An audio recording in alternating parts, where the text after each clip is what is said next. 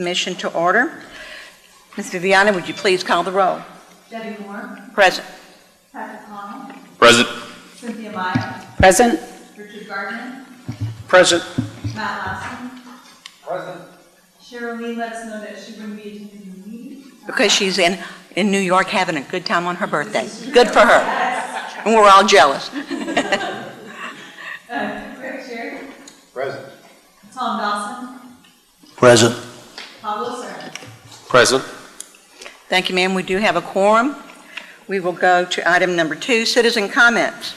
At this time, 3-minute comments will be taken from the audience on any topic. To address the commission, please submit a fully completed request card to the commission chair prior to the beginning of the meeting. In accordance with the Texas Open Meetings Act, if a citizen discusses any item not on the agenda, City Commission cannot discuss issues raised or make any decision at this time.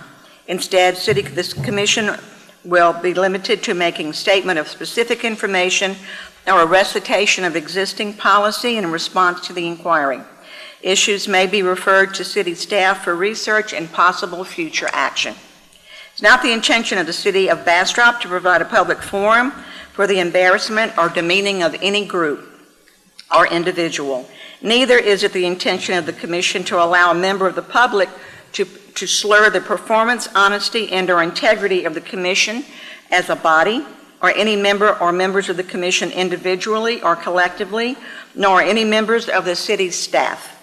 Accordingly, profane, insulting, or threatening language directed toward the Commission and/or any person in the Commission's presence will not be tolerated. I have no indication that anyone wants to speak on citizen comments. If not, we'll just move on to item 3, items for individual consideration. 3A, consider action to approve meeting minutes from the March 28th Planning and Zoning Commission meeting. Commissioners, have you all had a chance to review the minutes? Are there any corrections, additions, or deletions? No. If not, I'll entertain a motion for approval. Make a motion. Go ahead. Give me one. Motion to approve as is. And then I'll second. Motion and second. All in favor, say aye. Aye. Any opposed, say no.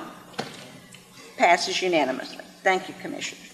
Item 3B, public hearing and consider action to recommend approval of a conditional use permit to allow a brewery, distillery, and winery use on .266 acres of Building Block 4, west of Water Street, located at 919 Main Street, an area zone downtown Bastrop, form-based code HMS, Historic Main Street, within the city limits of Bastrop, and forward to City Council for consideration at their next meeting. Ms. Bills. Good evening. So before you tonight is to add a brewery use to the existing 602 on Main restaurant. Business has been there for several years. The brewery would be a 3-barrel system that could produce up to 90 gallons a cycle, and their intent is to brew about 300 gallons a week. Under the form-based code zoning, they are a CUP is required for any brewery, distillery, or winery use downtown. So here's the location in the downtown. It's in the 900 block facing Main Street, and they do have access to the side and to the alley in the back. As I said, the zoning in this area is historic Main Street, bordered by downtown mixed use to the east. In section 33.2 of the zoning ordinance, there's the CUP criteria that the use is harmonious. The activities requested by the applicant are normally associated with the base district, and that the nature of the use is reasonable. And for the downtown, a small-scale brewery use in conjunction with a restaurant is a reasonable and harmonious use for this area. Additionally, any negative impacts on the surrounding area will be mitigated because they'll have to follow our wastewater discharge regulations to make sure that they're not sending any spent grains or affecting the wastewater levels in any way. This is in compliance with the current moratorium, as this is a no-impact project because everything will be done interior. It's all interior changes within the restaurant. And staff recommends that you hold the public hearing and then to recommend approval with the standard conditions of the conditional use permit and the additional condition that it has to meet the criteria of Chapter 13 that regulates the discharge into the sewer system. And on the dais, we've also included 3 more responses that are in support of this, in addition to the, I think, 2 that were in the report. Any questions? I'm just curious, where in the 602 will the brewery be? It'll be kind of in the middle behind the seating area, so it won't be accessible to the public. Okay. My only question is that the utility requirements in Chapter 13, do those address the quality of the current infrastructure there? Yes, yeah. Okay, so that'll all be looked at with the building permit. Okay, so if the current drainage or wastewater infrastructure is not up to par in that particular area or sign of that building, it would be denied until it was brought up? Yeah. And that would be the requirement of the property owner or on the city? The property owner. Okay.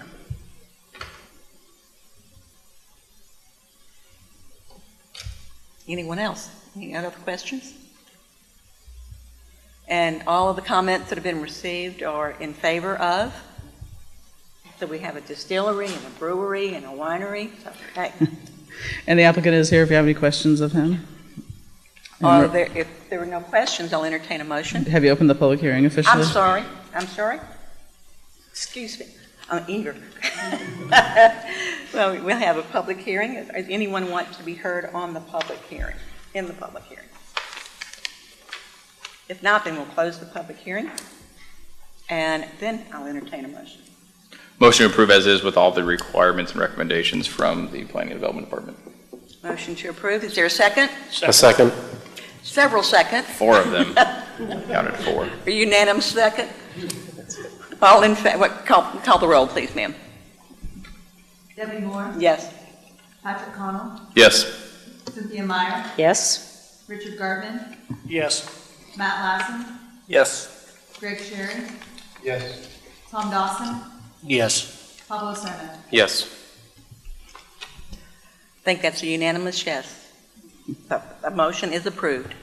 Go forth and brew.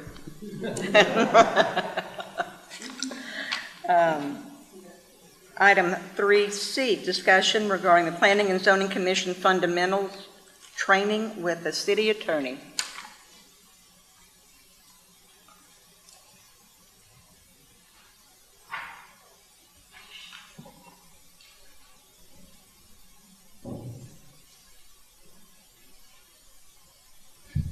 Thank you, Madam Chair.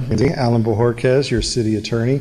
I was asked by the Director of Planning and Development to arrange at some point this spring to have a basic fundamentals training session that we hope to do, if not every year, every other year for P&Z. I do this routinely in other municipalities that we represent, kind of reminding folks of the basics. And so for those of you who've been around for a while, some of this may seem fundamental, but you may also hear some things that are new to you, or at least you get to hear my interpretation of how to use some of these tools. And so we'll be going through this. It's a general presentation. It's not specifically crafted using Bastrop rules or regulations or any particular set of facts that are pending before you right now.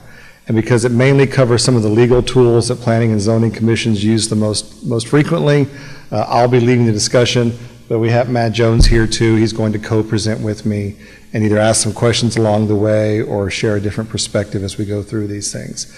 So it can be very interactive. It's just us, and so it doesn't have to be like a performance. It really is getting my take on the tools that cities use most often and things that'll be before you soon or already before you. So if it sounds all right, I'll go ahead and get started. Do you want to do it tonight, or do you want to set a date to do it? It's on the schedule to do it tonight, so if that's okay, that's the About plan. how long do you think it would take? If you absorb everything like sponges and ask 0 questions, it's probably about 30 to 45 minutes. Okay. All right. Thank you. You bet. So we start off with the fundamentals of what really is zoning. Zoning is the carving up of land to use for different uses, different type buildings, and levels of intensity. Heights, setbacks, all those things that we do all the time really fall under zoning. And in my opinion, this is probably the strongest power that any city has. and the smallest city in Texas has more authority to control land use and develop than the largest county or the state of Texas itself. And so it's quite of a big, broad grant of power, and there's a lot of discretion that's given to us on how we make our cities look going forward. For the most part, if you follow the procedural rules and you follow the process set out by the courts and the legislature, very few judges are likely to come in and second guess you. Where cities tend to trip and fall is when they ignore the process and procedures or they act in some sort of arbitrary fashion. The Local Government Code, Chapter 211, is the one that spells out the rules for us and gives us some pretty broad grants of authority. There's very little that's not covered by this. Not only does the outside of the building interface with buildings next door, the street, the broader environmental context, we get to go beyond the walls and dictate some of the actions that can and cannot be done inside those buildings. We have the power to regulate historic areas, and that is one of the oldest sources of authority for municipalities in the United States. The power given to us to regulate, preserve, protect historic buildings and historic places is something that actually predates our power to do zoning as we know it, so it reaches far back. It is also broad enough to capture beyond just historic, but places of architectural interest and cultural significance. Those are broad terms, and you cannot escape their applicability to Bastrop. How we view architecture, art, culture, and history all rolls in to our seal, this building, this neighborhood, and all the things that are going on currently with the whole Building Bastrop initiative. Also, we are a home rule city. So on top of the grant of power we have specifically from the state legislature, we also have quite a bit of deference given to us because of the broad grants of power that we have under our home rule charter.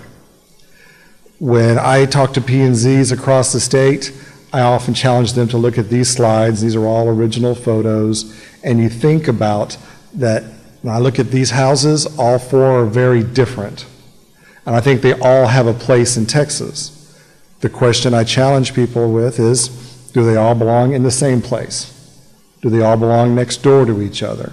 And so when you get into issues such as exterior design or architectural drawings and those sorts of things, these things get implicated. I'm partial to the one in the lower right-hand corner because that's from my hometown of Horizon City in El Paso County.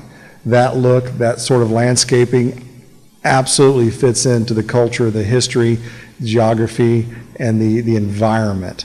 But do you want that next door to a brick and mortar house? Do you want that next door to a mobile home park? We're allowed to reach into those sorts of things, and I think it's key to zoning, at least under the law, is that the presumption is most every use, most every type of building has a place somewhere. The work is figuring out where is that, and is it compatible, is it consistent with the area or the things around it. Here's some more Texas snapshots. I don't think there's anything particularly wrong with any one of these structures. The question is where, and what's next to it, and what's involved with it. If you like the spaceships, I think that's kind of cool. If y'all remember where that is, or where? Italy, Texas, right? I-35 East, just south of Dallas. Arguably, there's a place for that. Maybe that is the place for that. But I think another place for it might be somewhere, like, I can't remember if the slide's still in here or not. I think I took it out, but at one point in time, I lived in Roswell, New Mexico. I still have family there. I drive through there several times a year. They've gone alien crazy in Roswell, New Mexico. It's tacky, it's cheap, it's ugly. Oh no, wait a minute, that's economic development, that's tourism. That gives people a reason to go there. They have TV shows and movies named after that. So the thought is communities get to decide what's important to you, what matters to you, and what goes here. Do you dictate it through our regulations, or do you leave it open for the market to do? And luckily, under current Texas law, a lot of it is left to the localities. That is, I'm not an historian, but that is Texas history, is we have a strong history of individual decisions by individual cities, not a lot of heavy-handed decision-making coming down from Austin. That may change during our lifetimes, but for now, you as P&Z have a lot of breadth in the recommendations that you make to the City Council, and they've got a great deal of discretion in the decisions they make when it comes to comp plans and regulations. And when you're making these decisions about consistency and compatibility, compatibility is key. One of my favorite photos in the land use area, I think it's very, very useful. If you ever drive through or spend any time in the city of Cuero, it's quite a cute, charming city. They spent a lot of time on that over the years. It's not a client of mine, but I used to pass through there going to other cities. And you look at that nice historic house. There's actually a historic plaque on the house. I love the porches. I love the whole setting. It's right off the main drag. Look how close the Pizza Hut is. Which do you think was there first? And therefore today, when we try and do these regulations and we're thinking about, okay, Pizza Hut belongs somewhere, I've got no trouble with pizza, none at all. What do I have a problem with? Setbacks, buffers, landscaping, exterior lighting, traffic, noise, those sorts of things, which are all things we have the authority to regulate to try to allow for the peaceful transition between these uses. Did someone make the conscious decision to put a Pizza Hut within just a few feet of a large, grand, historic home? No. I suspect it just happened because it could happen. So finding the appropriate location for all the various uses is a key part of our challenge. We like industry because industry often brings jobs, it brings taxes for our property tax base. And in communities that are agricultural by nature, we like animals. But do you want any kind of animal anywhere? Again, I'm standing in Bastrop, Texas.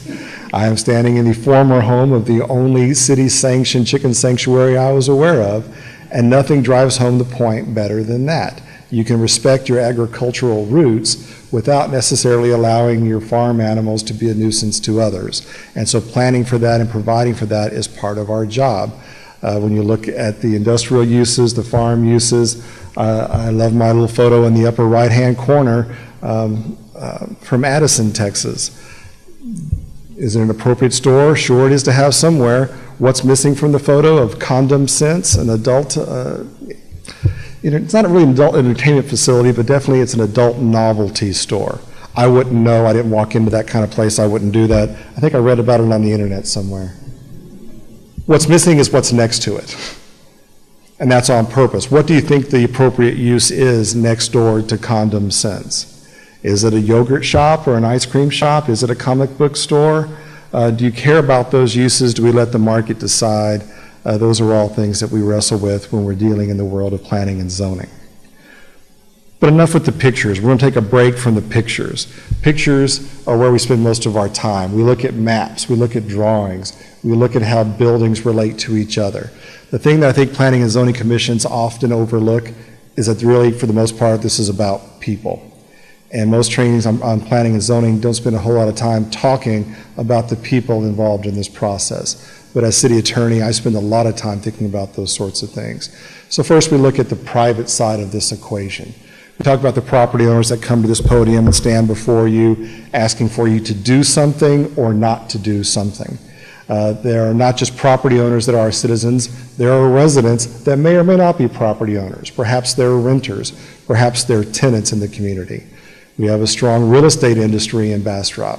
We have folks who make their living helping others buy and sell property, and often they have an interest in what you do, what we do at City Hall, and sometimes they come before this body advocating on behalf of somebody for or against things. There's all the professionals that get brought in, architects, engineers, planners, and of course attorneys. It's often of interest to me when somebody's basically a lobbyist, but they're a lawyer, and they're standing in front of you arguing what our code says, and they've never bothered to contact me. Well, wait a minute. The state bar says lawyers talk to lawyers. If you're represented by a lawyer, then they need to be talking to your lawyer. Well, you may or may not be amazed how often they bypass that. Often I don't really have a hissy fit over it, but if they're being abusive or lying, then yes, I remind them that their law license requires they deal with me and not with you directly. There are developers who come in and often are involved in more of the horizontal development of property, laying out the streets and the utility easements and the orientation of the buildings. There are the builders. Let's not forget the neighbors. The neighbors, the folks who what you're doing may affect not just their property rights, their property values, but their quality of life. And there have been many of a community that has either been sued for not approving a permit or a rezone, and then they've been sued for doing it by those that were opposed to the project. And we try and balance those interests when we come in this room and wrestle with these sorts of things. We have special interest groups. It's 2019 in the United States. I'm not sure any of us can walk around and not be represented by some sort of special interest group. Is it a trade organization that we're a member of? Our profession has a trade organization that lobbies on our behalf? Or is it a cultural group? Is it some sort of civil rights group? We're in Central Texas. There's no shortage of things like preservationists, historic preservationists, environmentalists. They all have a legitimate seat at the table. They all have lawyers and lobbyists. They all have access to the media, and therefore a place to plead their case if they feel like we are not listening to what they have to say and at least taking it into consideration. And then there's the media. And when I say media, I'm talking about the print media. I'm talking about the newspapers, the television, the radio stations. Okay, I'm also talking about the other kind of media. I'm talking about social media. I'm talking about the fact that today anyone with a laptop and an internet connection can sit at home in their jammies at night and be a self-professed citizen journalist. And they will have their say one way or the other. Maybe they're brave enough to come and talk to you at this podium. Some of them are not. They're much braver sitting at home on their laptop, on a blog, or on social media, voicing their opinions. What did we get right? What did we do wrong? What did we forget? And they all have a legitimate role in this process. And it would be wrong for us to be hostile toward them or to try to keep them at bay. It's a democracy. It's the modern age. And these are all people who, although that one lone journalist or one lone blogger may not deserve to win every argument, we do have to acknowledge that they have a voice and wonder if perhaps they have a good point that we need to consider. Sure, Matt. Do you want to, and I'm sorry if you address it in the future, but do you want to address any concerns or pitfalls or serving as a commissioner they might want to be aware of when they're using social media? Sure. Is that a good question? Or? And we will have a workshop at the Convention Center on May 30th on social media in the afternoon. If y'all are interested, City of Bastrop is one of the hosts of this. Absolutely care about social media. It's something I do a lot of training on, just that topic, more time than we have tonight. The basics, I think, from my perspective, is it's necessary. It's not going away. People are relying on it more for their information than probably any other source that's available to them. When it comes to you and what to do individually, remember a few things. If you're going on to nextdoor.com or Facebook or Twitter or any of those other sites and you're talking about City of Bastrop business, be prepared for a few things. Number one, what you're putting up there might be something the city has an obligation to have a copy of. The Attorney General's office has indicated that's true. No matter how hard it is for Anne Franklin, our city secretary, to get a copy of your Facebook post, she may have a duty to do so. Another thing to keep in mind is the Open Meetings Act. You're only allowed to make decisions as a group. You're only allowed to have group decisions at a meeting, and all your meetings must comply with the Open Meetings Act.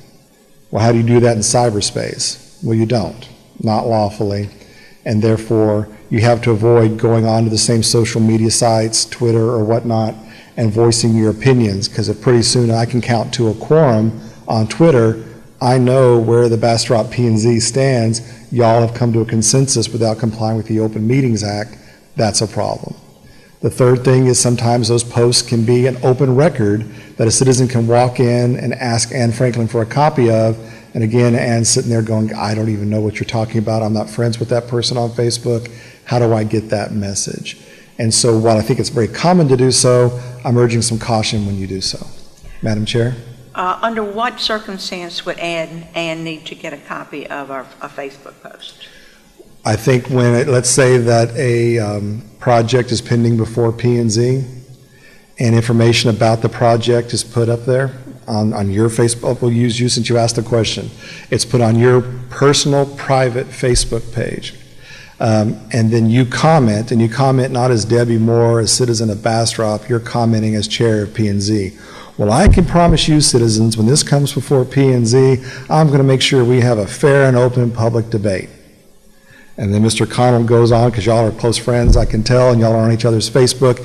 He replies, well, it may be fair and it may be honest, but let me tell you, I'm opposed to it, and I'm going to dig in, and I'm going to vote no. Okay, all of a sudden, it appears to me that public business is being conducted on your Facebook page.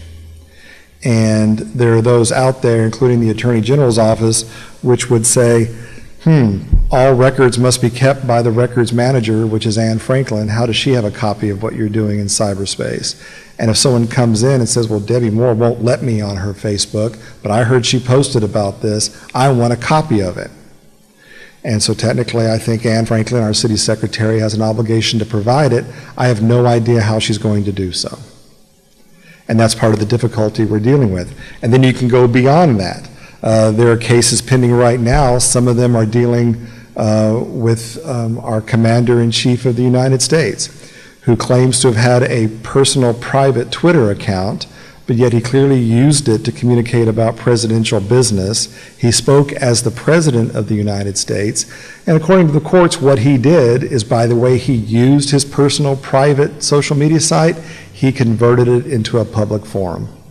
And so the moment he started blocking people from posting on his site, he violated the First Amendment to the United States Constitution.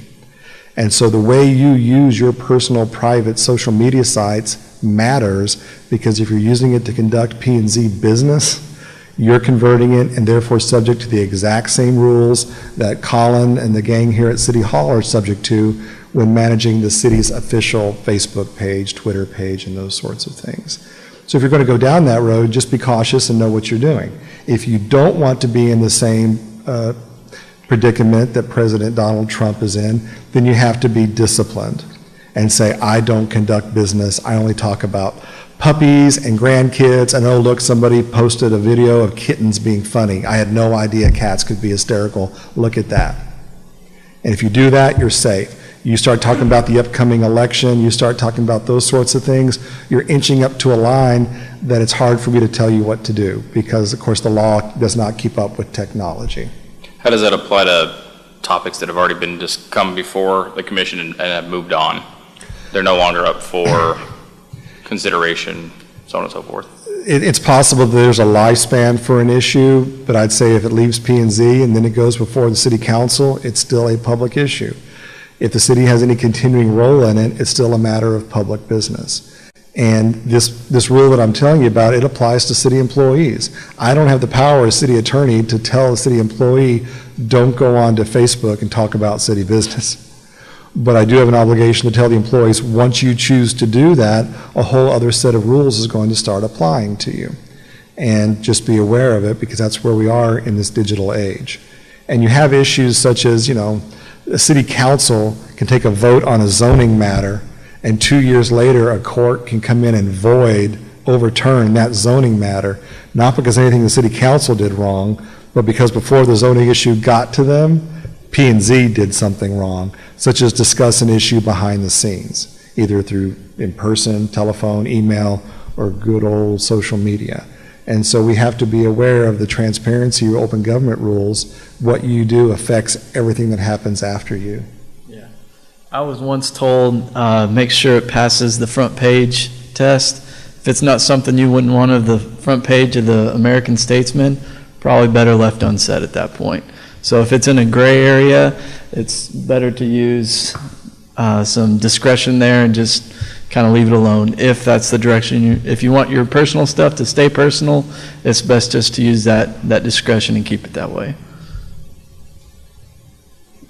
Good advice. And you are in the center of a lot of the more contentious, probably financially significant things we do at City Hall. People's property, people's biggest investments. And, a developer sends you a text to your cell phone, you're going to be arguing that's a private text to a private cell phone. City of Bastrop didn't pay for the device, it didn't pay for the service, yet you're using your personal device to conduct city business. The Open Records Act is going to call that a public communication. Are you sending a screenshot of it to Anne Franklin to keep and provide to people? Probably not. Should you? You bet. So then you have to decide, are you going to be doing P&Z business on your cell phone? Alan, so basically, understand correctly, once it goes onto an agenda, we should pretty much not talk about it until we're in our open meeting. There should be no discussion. Once we've identified it as a topic, we've got an agenda for a meeting, it's pretty much, we don't discuss it until the meeting. Is that pretty much the way we should run it? Well, you know, should's a powerful word, and I'm kind of careful with the word should. If you choose to do it, be aware.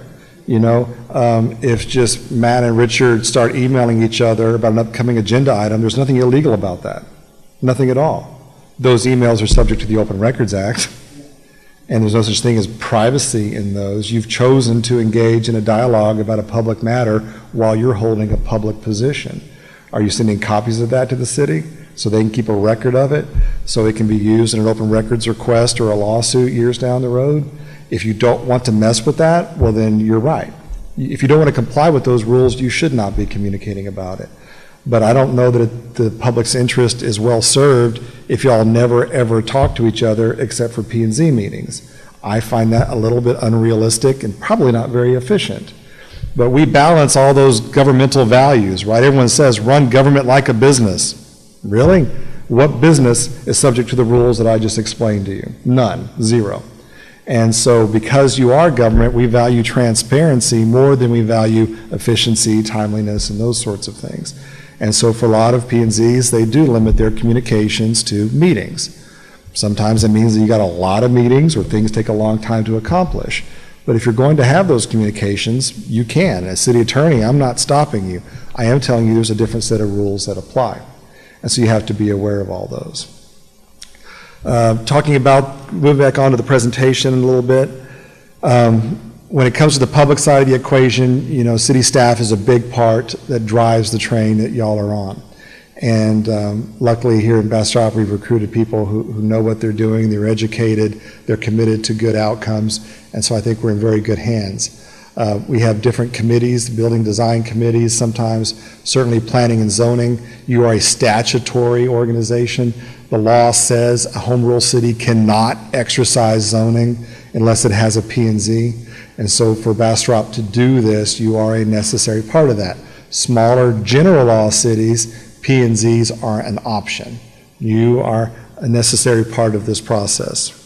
The City Council, of course, is the legislative body. They're the ones that are elected to make the decisions, ideally armed with the best information they can get from staff and consultants and a recommendation from you.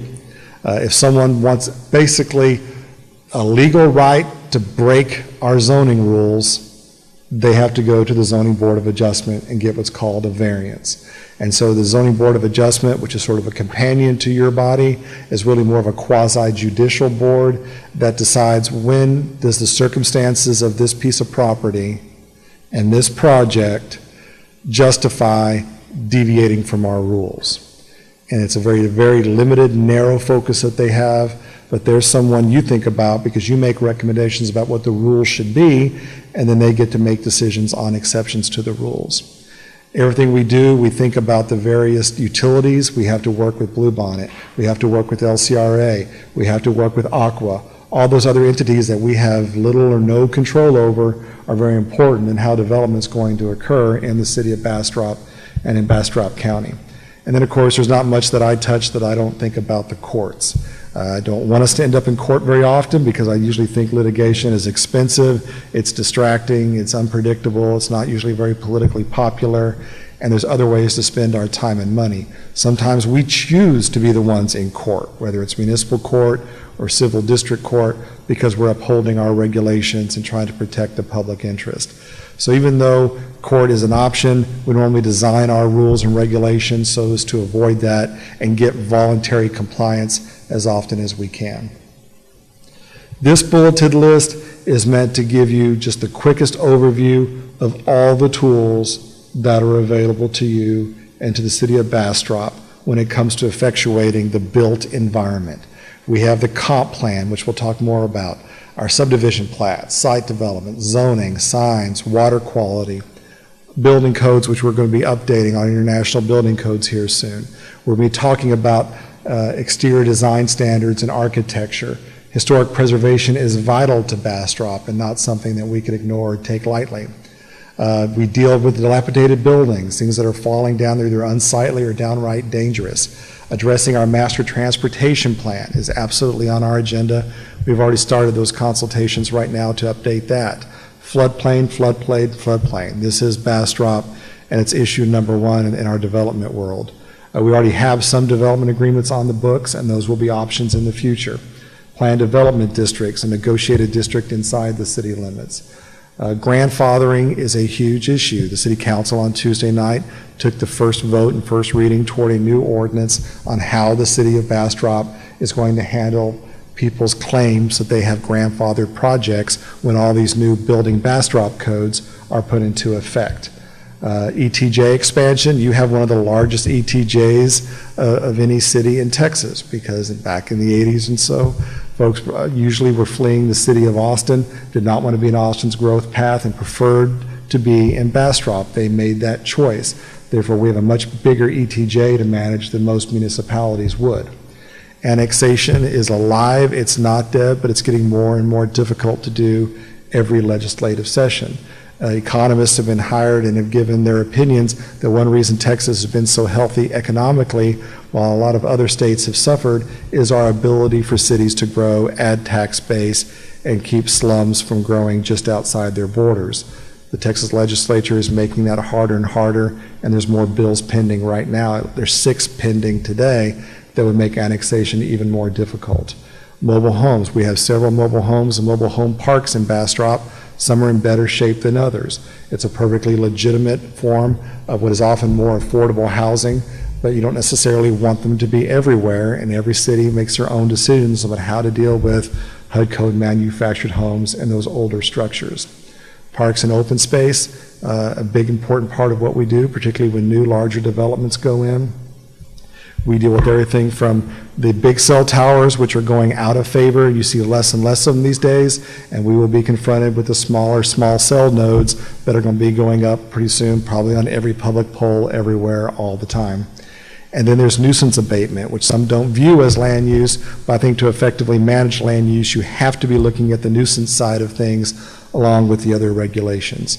So I think a healthy, vibrant community that has a goal for how it's going to look 50 years from now and achieve that goal is going to use all of these tools in one way or another to varying degrees. I'll suggest to you that all of these are being looked at in the city of Bastrop, and yet most cities ignore most of these. So we're being very proactive, and you will see a lot of action on these in the months and years to come.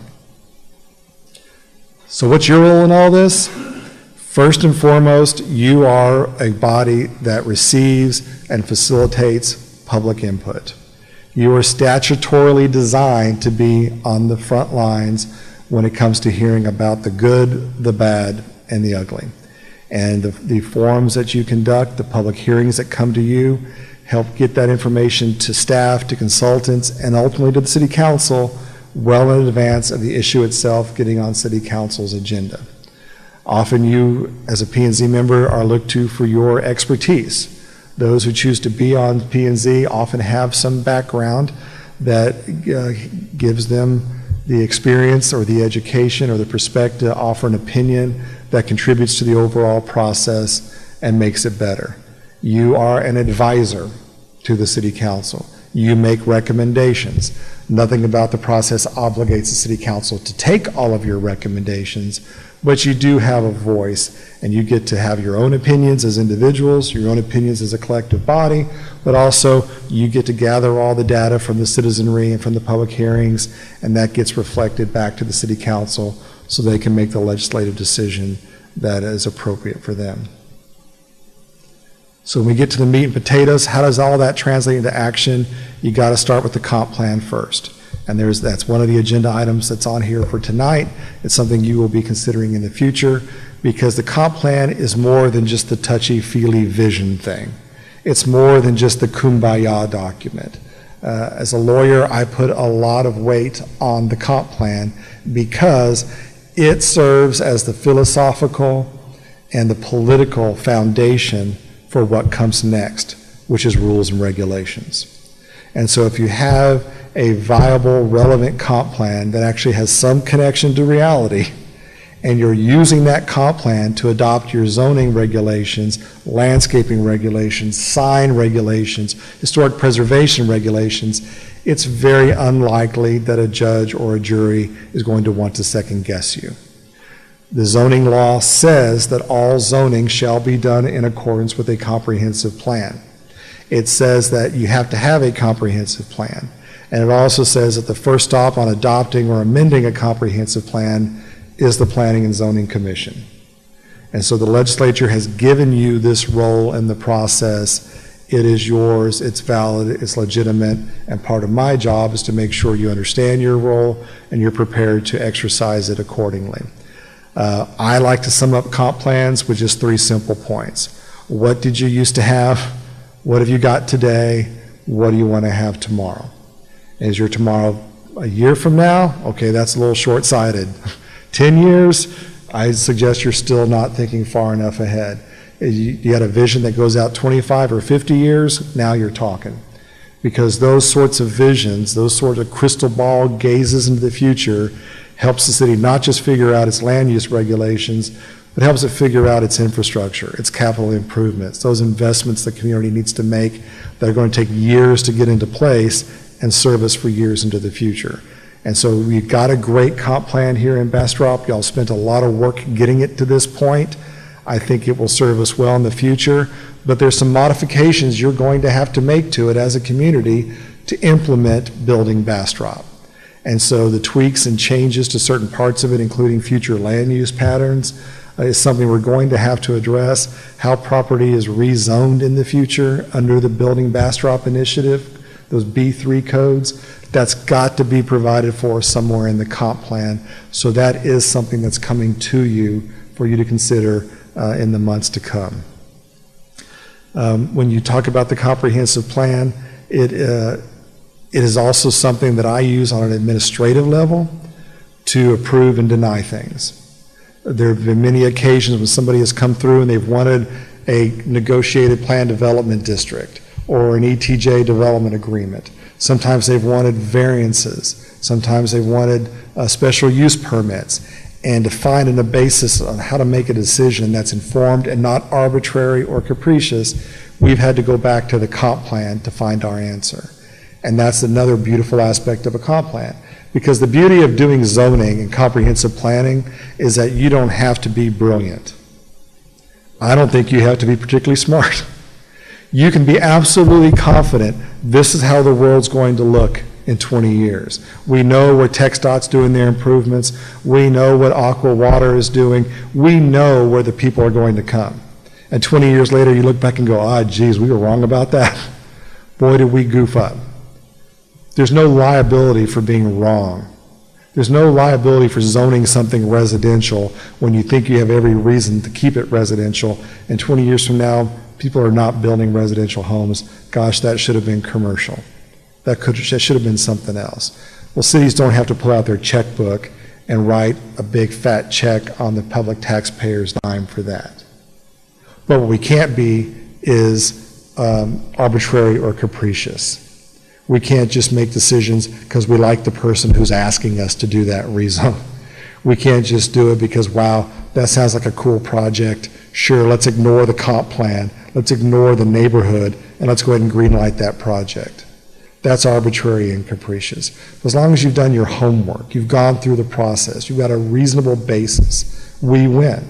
If a judge is looking at 2 different opinions of what's going to happen to a piece of dirt, and they both make sense, and reasonable people could disagree, well, then the city's going to win. Because if reasonable minds can differ, by default, the taxpayers prevail. But you have to have some foundation for yes or no.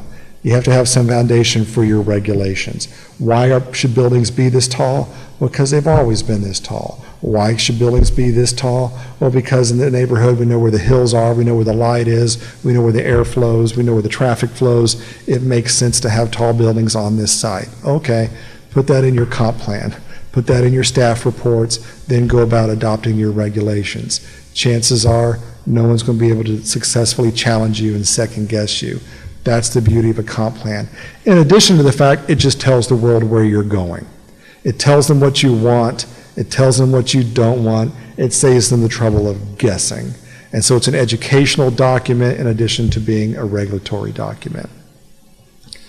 When you go beyond the comp plan into zoning, most of us grew up in the profession doing Euclidean zoning. You cannot have attended a P&Z training session in the past and not heard of the Village of Euclid case, where the courts upheld the carving out of land to sort of segregate uses into a flow that makes sense and buffers the more sensitive uses, aka schools, residences, from the more intense or dangerous uses, industrial, commercial areas, high traffic ways, and those sorts of things. You can have cumulative zoning that says this is a very strict use, but we'll let the lesser uses come in, or you can have non-cumulative zoning. Lots of arguments go into that. And then the more transect zoning, and the graphic sort of shows what that's like. That traditional sort of zoned neighborhood is very much like the neighborhood I live in Northwest Austin. It looks like it was carved out of a planning textbook. And it works well for our neighborhood. It's sort of out of favor these days, and contrary to the more walkable communities, the more new urbanistic, form-based code type communities. But this is what most communities are used to. These are how most cities were formulated. And there are certainly parts of Bastrop that follow this pattern. And those are decisions that we are reconsidering today. Because as cities have grown and gotten larger, this has become harder to sustain. In part because this more traditional Euclidean zoning requires a lot of driving. And as places of work get farther away from places where you live, or grocery stores are farther away from where you live and nowhere on the path to where you work, traffic and other sorts of adverse impacts are occurring. And so the industry is beginning to rethink a lot of that. Is there anything the planning folks want to chime in on that? Because I'm not a planner, but I play one from time to time. No, I mean, As if y'all never pretend you're a lawyer, so go ahead. yeah, I practice law, I just don't have the degree. I don't know if that's frowned upon or not. No, I think Alan's, he's kind of right, and over the years, some things like suburban sprawl and those things we've all heard have kind of lent themselves to this more transect zoning. So you're kind of seeing more of that, which is more your form-based code, which is more what the building Bastrop is leaning towards. We have a spot that we'll talk about that later. But more and more you're seeing that getting away from that Euclidean or the cumulative and going to a more form-based or something that does not lend itself to encourage urban sprawl and more roads than you need, because that's just more cost of infrastructure and all that good stuff. So I don't, unless you have anything, I think I'm good. Just because it's been this way since the 70s doesn't mean it has to continue to be this way for us to be within the law. So the law doesn't require that we carve and segregate these uses as we have been. The question is, why do we? Does it make sense to continue doing that in some parts of town? Does it make sense to start having more of a mixed use aspect? I remember years ago, gosh, when I first moved to Austin, 22 years ago, we had a candidate for mayor who was a planning professor at UT arguing that we should not be putting all of our eggs in the downtown Austin basket. That's all people seem to care about, and that wasn't right, it wasn't fair, it wasn't good planning.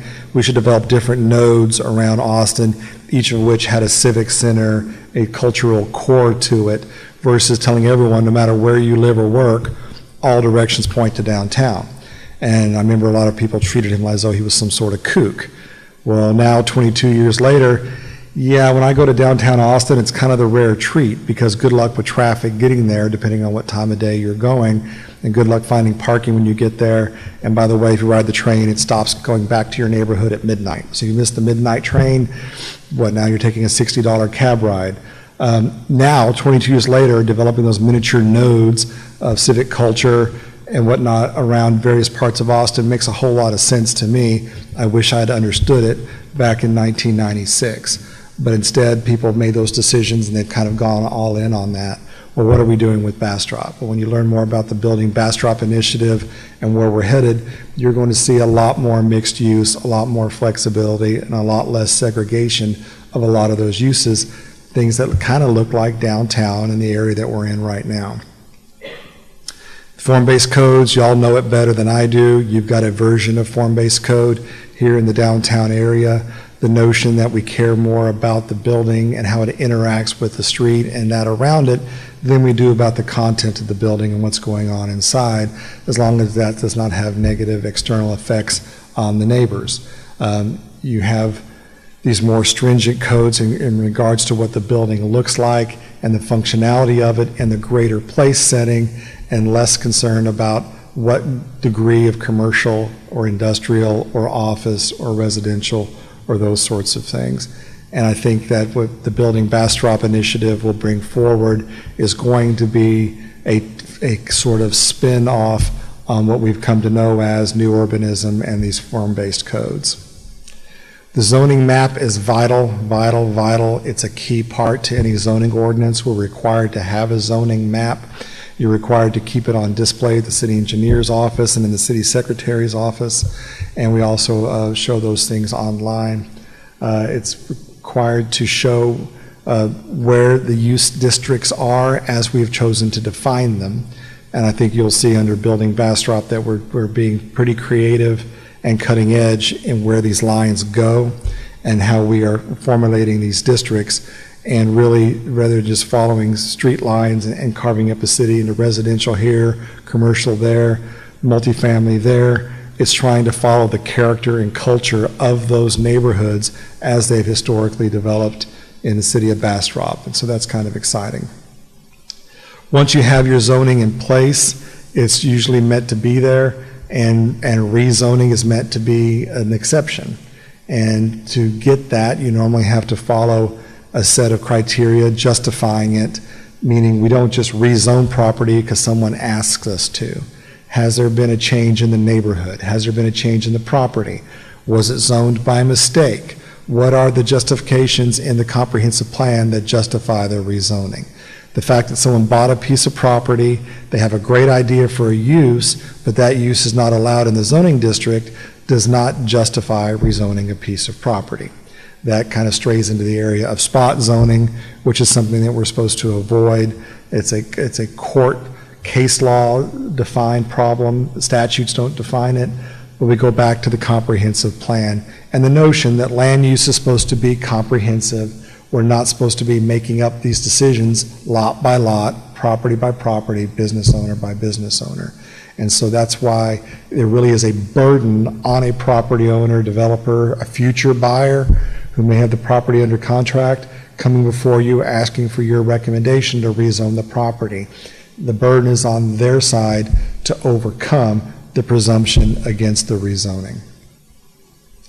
Overlay districts is an increasingly common tool that we use in zoning. They're not mentioned in the statutes anywhere. If you find a court case that talks about overlay, they just sort of accept that they're there and never really question where they come from or where did this thing spring out of the law.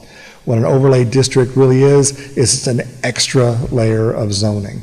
I think it's most common for cities to adopt an overlay when you're doing a rezone, and that overlay takes away some of the ability that would be granted through the rezone. So maybe somebody wants a residential property to be rezoned commercial. You look at what the street is doing, you look at what the neighborhood's doing, you make sure that, okay, fine, I can see where this is evolving into a commercial part of town, but you don't want to give them all the options that are currently available.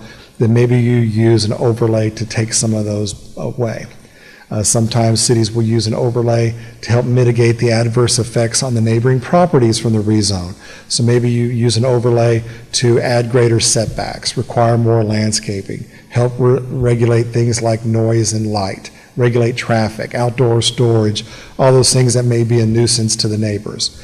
But frankly, I've seen cities use overlay to give more flexibility, more rights to the property owner than the base zoning district they're seeking would allow. And you hear complaints about that. Good city planners will come up to the microphone and argue against it. There's nothing in the law that stops it. So what matters to me as a lawyer is, does your comp plan allow for this sort of thing? And is there a procedure in your zoning ordinance to allow for overlays? If so, I think they can be a very specific tool to help a property owner or to confine a property owner if you're concerned about how that project is going to affect the neighborhood or the area as a whole. Planned development districts are the same sort of story, a very common tool in Texas, not mentioned in a statute anywhere. It is a form of negotiated zoning. Now, we can't do contract zoning where we're doing a quid pro quo promise. Okay, you sued us because we didn't give you your zoning. Fine. If we give you your zoning, will you drop the lawsuit? You bet I will. Okay, now that's contract zoning. We've all just violated the law. This is not contract zoning. It's negotiated. Some cities will have a minimum acreage. We won't do a PDD for less than 10 acres. I've known small cities say won't do a PDD for less than an acre. Most cities I've dealt with have no minimum. They leave the door open. If the current zoning districts on the books do not meet what you need to do with this property, come into City Hall and let's negotiate. And let's talk about access, lighting, landscaping, buffers, screening, setbacks, height, colors, all those things the city wants to talk about. And we can also talk about use, orientation of building, and how it interacts with the neighborhood. And so normally this is a tool that's used for those complex projects that are too big and mixed use to fit into any one zone. I've seen cities use these very successfully. Some criticism of PDDs is, well, they're really just an excuse to ignore your zoning ordinance. Follow the zoning ordinance, stop playing let's make a deal.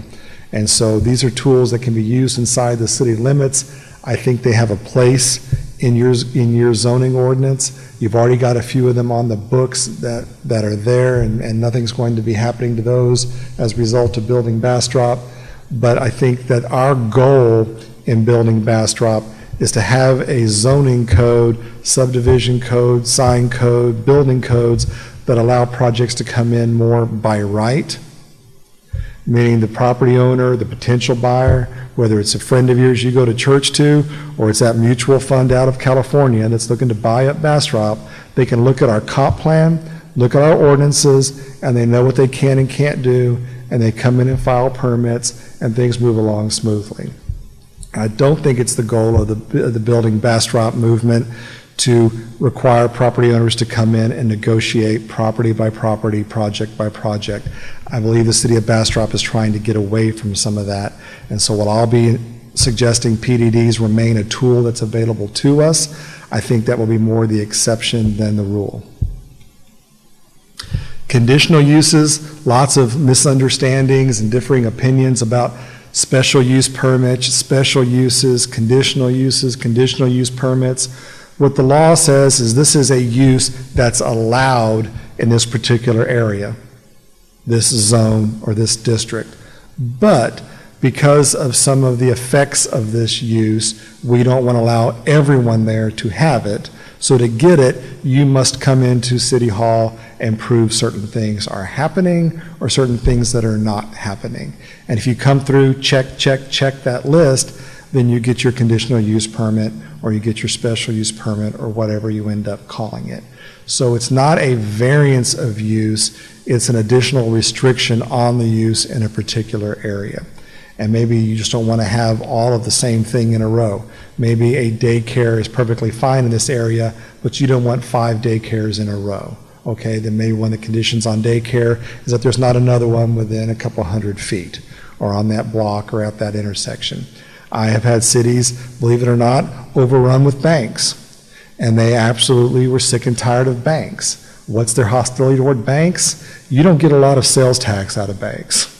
And yet banks often have the resources to go and buy up the very best intersections in your town. And so the city council and P&Z would start to wonder, why are we becoming this financial center? What is motivating us losing all of our prime real estate on the few intersections we have left to banks? And so conditional use permits is one of my favorite examples of a bank. You can say, in this part of town, banks are okay. However, there can't be more than X number or within this certain period or no more than 1 per intersection or whatnot. And of course, folks scream like banshees, scream, oh, but these have charters from the state, they have charters from the federal government. Yes, I believe that's true. That does not trump local zoning decisions. And so that's an example of a use that's allowable, but you don't want to be overrun with. And also it's an example of the strength of local zoning decisions. I mentioned spot zoning, treating something different than the neighbors, zoning it differently than the surrounding uses, zoning it in a way that's not supported by the comprehensive plan. There's a conference going on in Austin, started yesterday, ends tomorrow, the UT School of Law's annual land use conference. It's a fantastic event.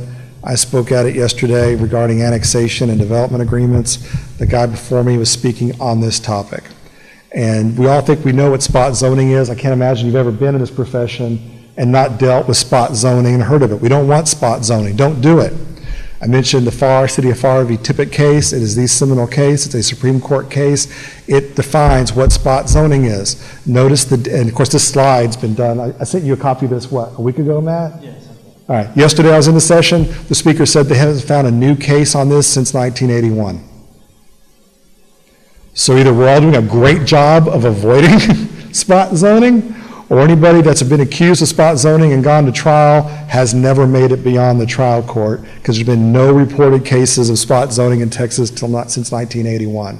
So don't do it. I will help steer you from it, but apparently it's not as big of a concern as everyone makes it out to be, because it's just not generating any litigation that ever makes it to the appellate level.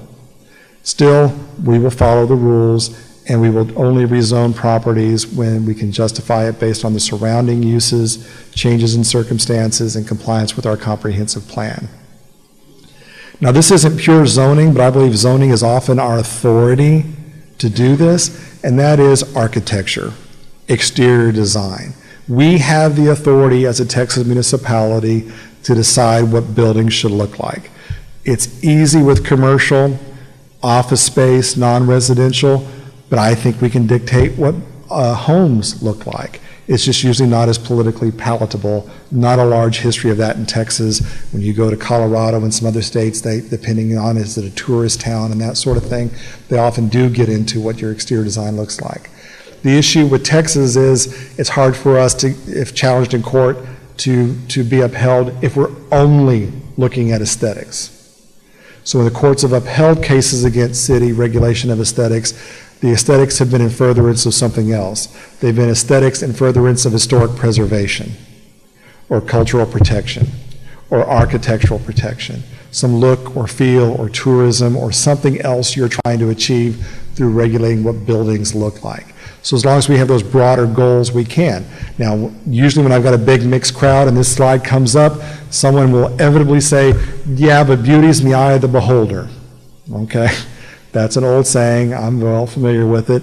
I bet in about 10 or 15 minutes, we can build consensus over ugly, can't we? So I need to go back to some of the slides at the beginning. Some of those houses that I think look just fine would look terrible next to my traditional brick and mortar house in City of Austin. I wouldn't want that shack there. It's going to drive down my property value. I don't want it, don't want it, don't want it. Well, we do this in other contexts, and you see some examples of commercial buildings where it may make sense you want to either protect a part of town that looks a certain way, preserve a part of town that looks a certain way. I had the honor of being the city attorney of Dripping Springs when the biggest development ever to happen in that town came to town, and that was Home Depot and the HEB, which the city definitely wanted. We wanted that in the city limits. We wanted the sales tax.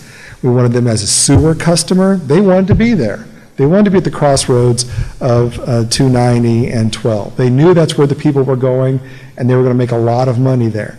But the city dug in, and they got an architect to help them define what is the Dripping Springs look, and then HEB and Home Depot had to comply. And believe me, as good a corporate citizens as they may be, they wanted nothing to do with it. And the HEB architects from San Antonio and the Home Depot architects from Chicago wanted nothing to do with our drawings. And God bless them, the City Council of Dripping Springs, well, we have Super Walmart on the phone. Shall we call them instead? We've already been talking to Lowe's. They can buy this intersection just the same as you, and they will play ball. And in the end, kudos to HEB and to Home Depot. If you ever drive through Dripping, take a look. You don't see an HEB or Home Depot that looks anything like those two. And folks are very happy and spend a whole lot of money there. And from what I hear, they're making a killing, and they fit in to Dripping Springs because Dripping Springs defined what that means to look a certain way in Dripping Springs. And it wasn't arbitrary. It wasn't capricious. We had a very capable architect go through and look at historically the things that mattered to Dripping Springs and how that community evolved. And amazingly, I always thought McDonald's was the one corporation that would never, ever, ever trade their corporate trade dress. I'm mistaken. On that other slide where I mentioned my old hometown of Roswell, New Mexico, you bet, the McDonald's looks like a spaceship in Roswell, New Mexico. They will fit in. If you go to Westlake Hills, another community that I represent near Austin, look at the McDonald's. You don't see much yellow on that building, and there is no orange at all. You see green, you see brick, you see low profile, you see landscaping, and you see a long line in the drive-through at all times. So I trust McDonald's is making money despite having complied with those architectural rules. Alan, along that thought pattern of coming up with a community appearance, shall we say, we've moved along a lot. We've got a lot of commercial stuff. I have no idea what button I pushed. How difficult would it be for Bastrop to step in and come up with that type of thing that says everything moving forward has to have this appearance, this facade? Are we too far down the road to do that, or is it possible, or? You know, I don't think it's impossible to start doing that. I think that, you know, existing buildings get to become non-conforming uses, and projects in the pipeline have certain grandfathered status. But I think we can start perpetuating rules for how the built environment looks. And the city planners, I think, get excited about that because, you know, city planning is a profession that puts a great deal of value on having a sense of place. When you're in Bastrop, you know you're in Bastrop, and you're not in Dripping Springs. This is not the hill country. This is something different. And our buildings should reflect that. And we, as part of the Building Bastrop movement, we actually do have an architect looking at some of those things. And Milosoff was here at the council meeting Tuesday night discussing some of those with the city council, trying to capture what is that look, what are the materials, what are the options that you see in this region, and discussed not just replicating the historic look, but kind of infusing the new modern designs with some of that historic look, and so that it's a little bit more legitimate and functional, but staying true to our roots. And so you can do that. And, you know, I think about when I started working for Dripping Springs 15 years ago, the only chain restaurant I remember in town was Dairy Queen, which is classic small town Texas, right? Well, guess what? McDonald's, with its brick and its metal and its landscaping, was not so difficult to deal with. But our beloved Whataburger was difficult. They wanted the steep pitched roof and all of that traditional old school stuff. And everyone said, God, we love our Whataburger. We do. We're Texans, darn it. But no, there's no history of that kind of building anywhere in Dripping Springs. This is our main thoroughfare. And no. And it took a very long time to get their plans through, and eventually they built one. And no matter when I leave a Dripping Springs council meeting or P&Z meeting, there's a line at the Whataburger of people spending their money. They have fit in. And businesses since then have fit in, and now it's just expected. If you want to be in this zip code, you want to be in this address, you're going to play ball. And it's not arbitrary. It's not let's make a deal. It's not a question of what church you go to. It doesn't matter. Did you contribute to someone's campaign? It's the city has gone through the steps to quantify what they want and to put it in the form of regulations, and then they hold strong to it. And if Bastrop takes that approach, I suspect we're going to have a lot of success. I'm not in the real estate business myself, but I've been around a long time, and I think people are going to want to be here. And I think just the amount of development we have experienced, even during a moratorium, people want to be here. And if they want to be here, then they should share your values. Well, taking those values out of your heads and hearts and putting them into paper and drawings is the difficulty. But that really is what Building Bastrop is about, going through that painful, long, expensive exercise. But I think it's going to reap fruit because those cities that have already done it are seeing the benefits of that. And and I'll use those examples. I've got a lot of respect for H-E-B and Home Depot, and I've got lots of pictures. And when I met with them, at first their architects were reluctant because Home Depot was very insistent that we build our buildings from the inside out, and the exterior reflects what's on the inside, and on and on and on. somehow the people I was talking to didn't think we get around much, but we Texans do like to drive. And back then, even before my cell phone was a good camera, I carried a digital camera in my truck at all times. And so when they were done telling us all the reasons why they couldn't do something, then it came time for our slideshow of where in other parts of the country and other parts of the state, they had built really nice, decent-looking Home Depots that did not fit the normal model. And so then we said, we're going to put you on the next city council agenda, Mr. Home Depot architect, so you can come explain to our citizens why we don't deserve at least as best as what you've done here or here or here. And it changed the dialogue. And they were very cooperative and nice to work with, and I hope they're successful making a ton of money. They deserve to. But it took some pushback to get the large corporate entities to agree that if they're going to go to a community and benefit from being a part of that community, they have to fit in. And when we can show them this is what fitting in looks like, they were able to meld to that.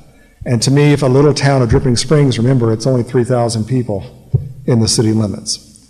If a little town like that can yield those sorts of results in the built environment, then I think a community like Bastrop can achieve its vision too.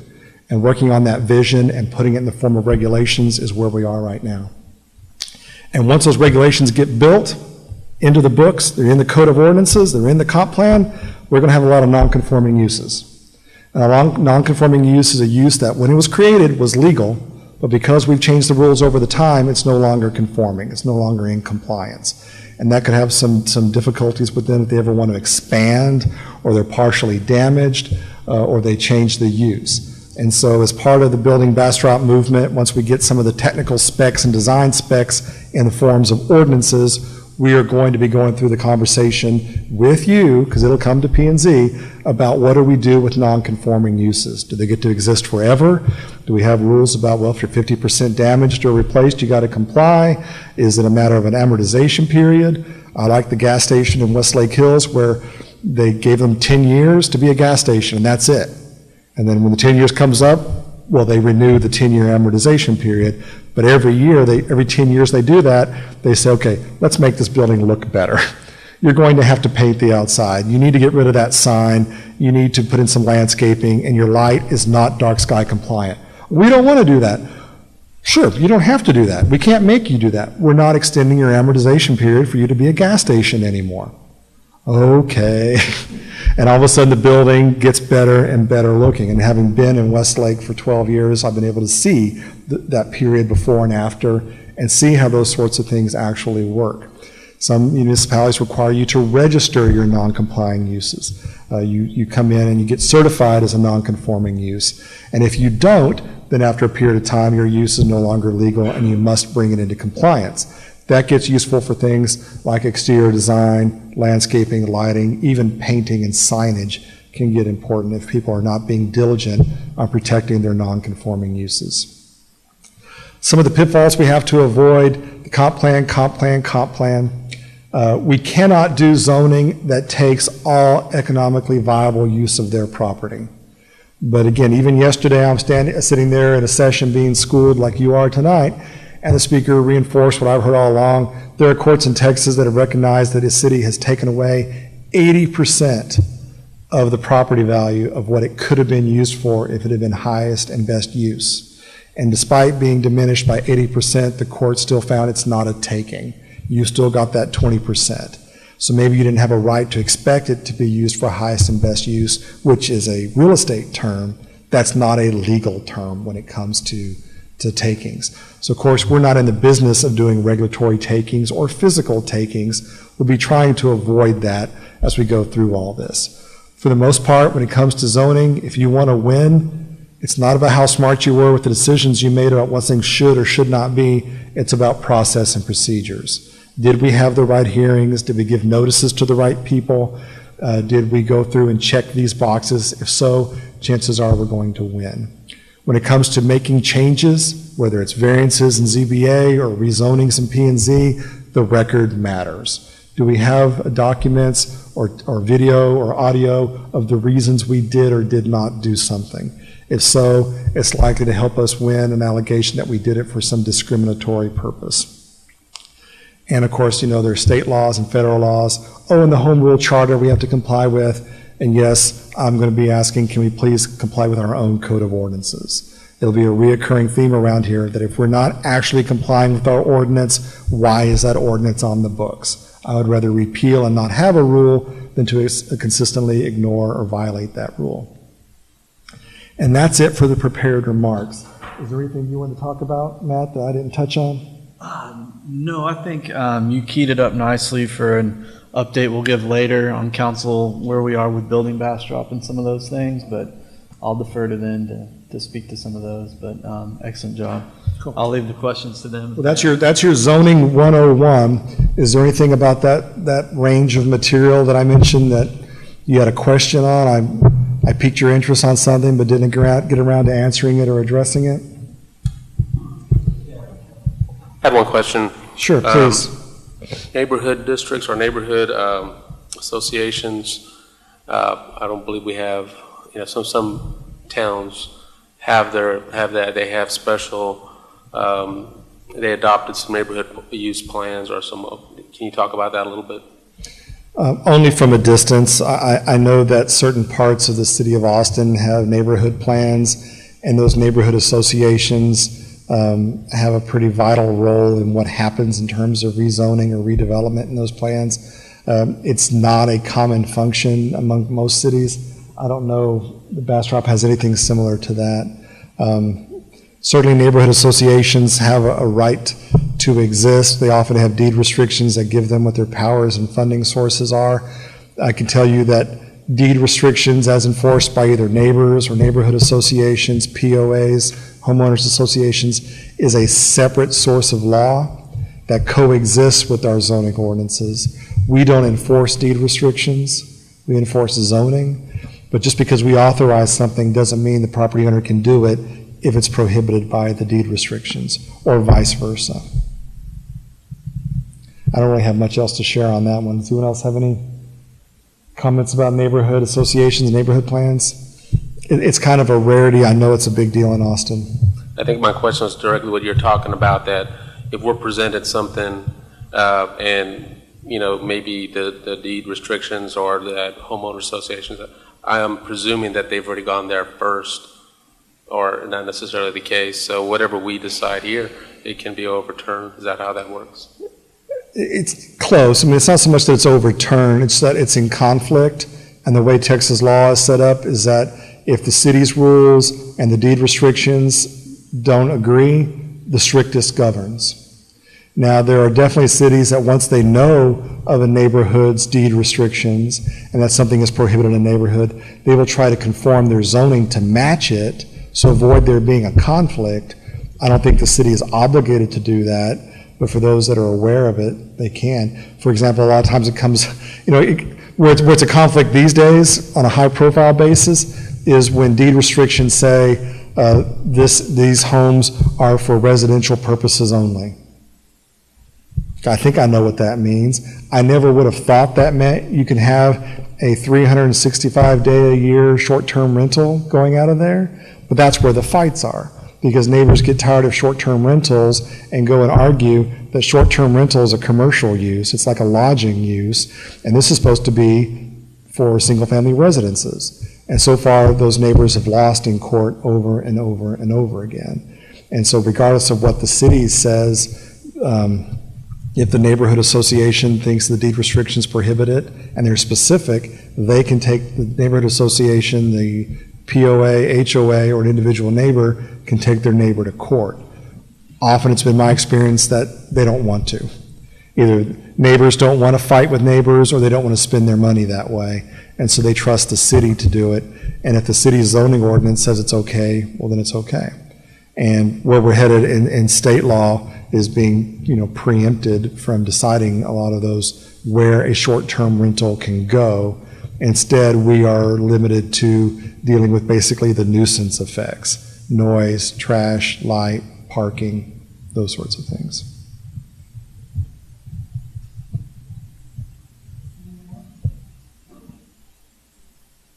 Thank you for letting me take your time. I hope it was helpful, and I'll let you continue on with your meeting. Thank you very much. We'll move on to item 3D, presentation from Planning Director Matt Jones regarding parking requirements within the city limits.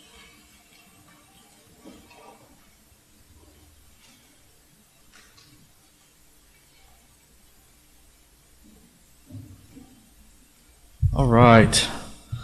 So as requested by Commissioner Gartman at the last meeting, I gave this presentation at a council meeting a few meetings ago. And I'll just preface this is one of those things that council's been working on that kind of falls within the building Bastrop codes that is really a policy decision that needs to be made beyond the policy of authentic Bastrop, fiscally sustainable, and geographically sensitive, right? That is the three main pillars of building Bastrop that your council has said, this is what the codes shall be.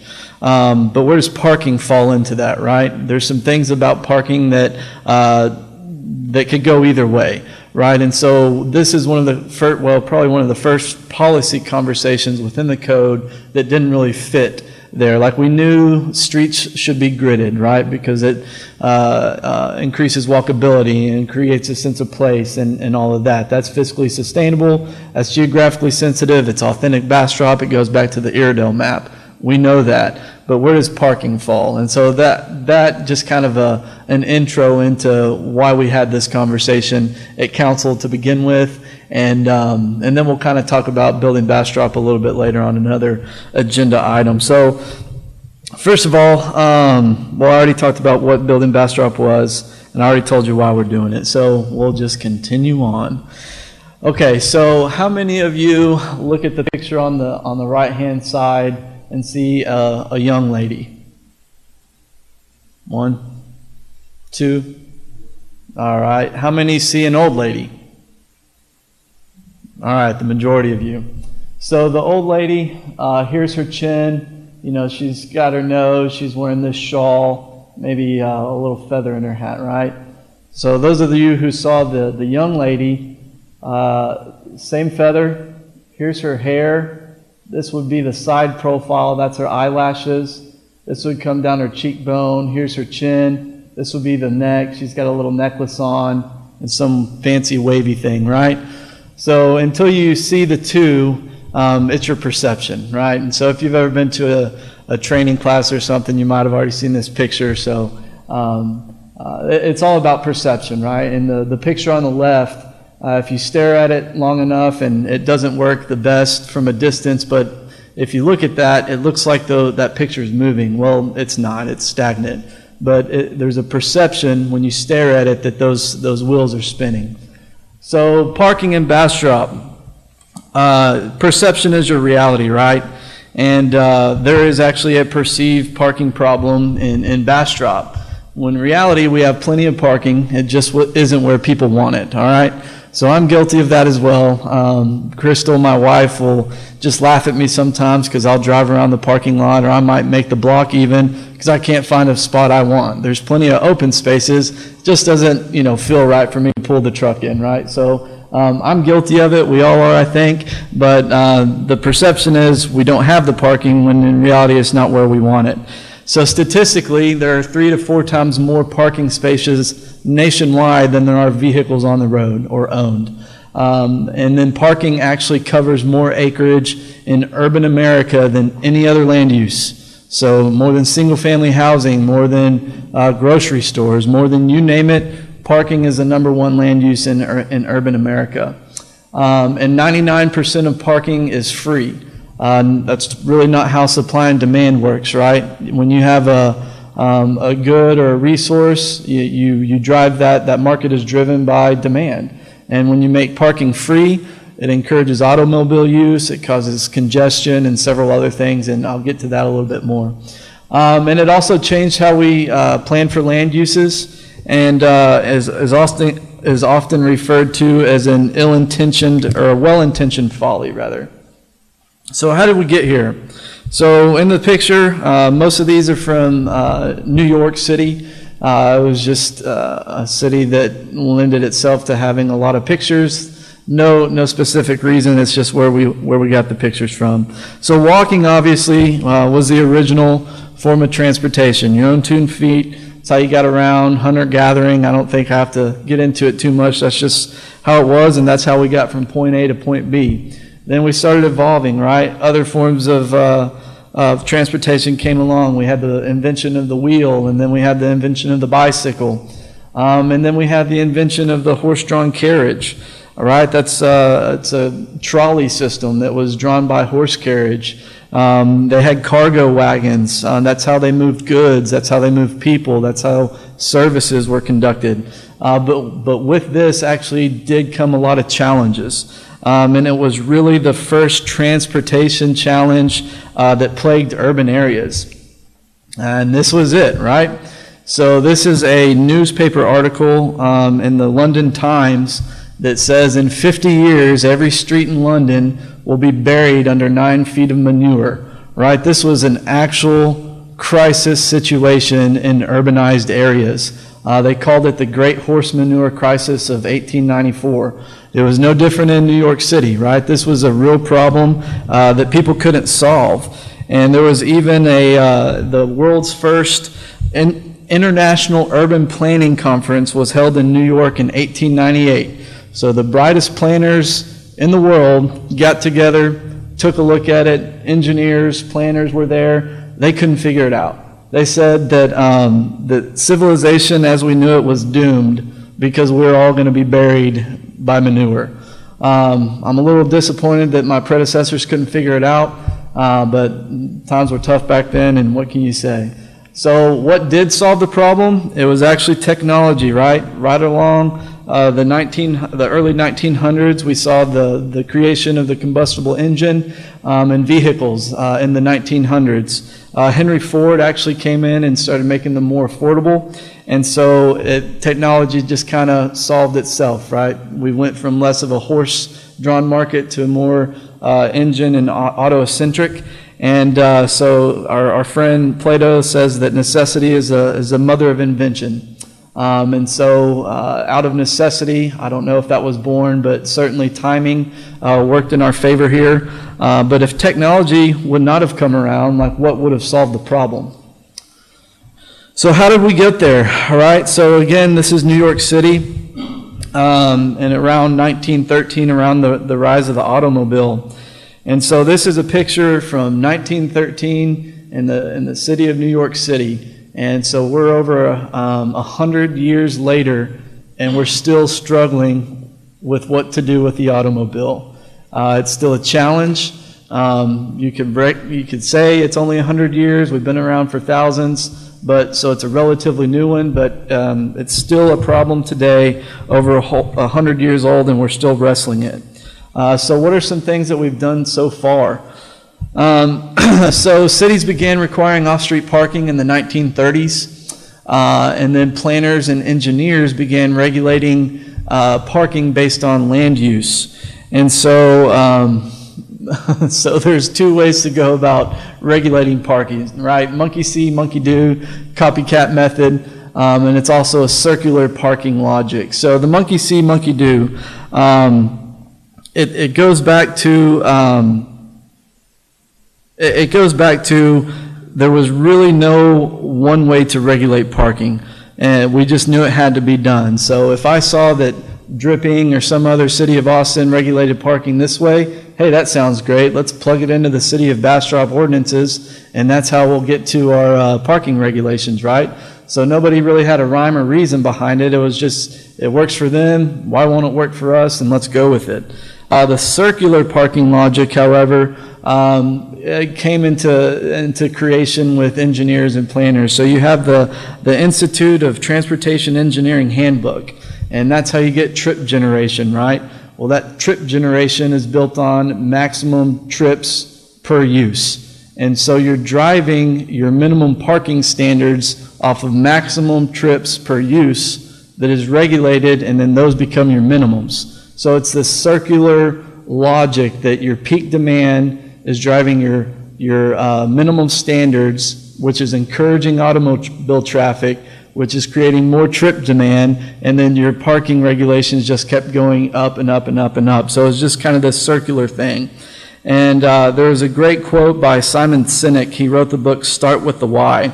And this kind of is more about the monkey see, monkey do, copycat approach, but it's where we are with a bunch of our codes, right? We want to be authentic, and just because somebody's doing something doesn't make it right for us. And even scarier is, what if everybody else around you is doing stupid, right? That's his quote, and that's something we want to stay away from. And something that also is not taken into account in today's parking standards is internet, right? E-commerce. I mean, how many of y'all did some Christmas shopping via Amazon or something like that this year? It's just our parking regulations have not caught up to the internet and technology and how people are using the internet to shop and do some of those things. So some of the effects of off-street parking, what was created in the 1930s has kind of had some unintentional consequences. Most markets depend on price, like I said, to allocate resources, but we just give parking for free, right? You drive to any strip center in America, you pull up right next to the front door, park for free, stay for however you want, then leave. And so it's just an invitation to drive everywhere we go.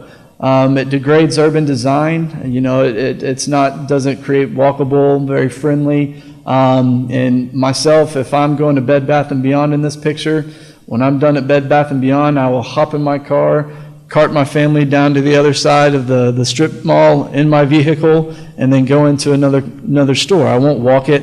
There's no incentive for me to. It doesn't encourage me to there, so there's no sense of place. So it kind of killed that land use. And then also there's some side effects, economic, environmental, and geographical, and I'll get to that here in a minute. So another thing that we've kind of done to combat the parking issue is paid parking, right? So it was created in 1935 in Oklahoma City, and it was actually created by a Chamber of Commerce. There were downtown businesses that were having a problem with parking in front of their buildings, and people were coming there and parking, staying all day, not spending money. Employees of other businesses were parking in front of their businesses. And so in an effort to combat that, the Chamber of Commerce, they commissioned this gentleman to go figure something out. So what he came up with was a parking meter, and it was simply to encourage turnover. Like a restaurant, right? The more turnover you get on a tabletop, the more revenue you're producing, right? The more valuable that space is. So these guys figured that out, and they knew that was a valuable real estate, started charging for it, and it incentivizes people to come, people to spend money, and then to leave and free up that parking spot. So and it also looked at something that's called the commons theory. So when everybody owns something, nobody takes ownership of it, okay? So when you're walking through a HEB parking lot, you'll see receipts, you'll see gum, you'll see empty Whataburger sacks, right? It's free to everybody, so what's my incentive to keep up with it? And so having ownership in something, you tend to take care of it more often. And the notion of free parking just does not lend itself to that. And so that's where the commons theory comes in. So the effects of paid parking, I kind of hit on this already. So it incentivizes turnover at the curb, can generate revenue, and there's really no evidence of impact on local business. In parking districts is one example of a paid parking. So you can set a geographical area, say like a downtown or a corridor, and you say, we're going to have paid parking in this area. And what that does is it generates revenue that can then be reinvested back into that district for landscaping, for lighting, even facade improvements and things of that nature.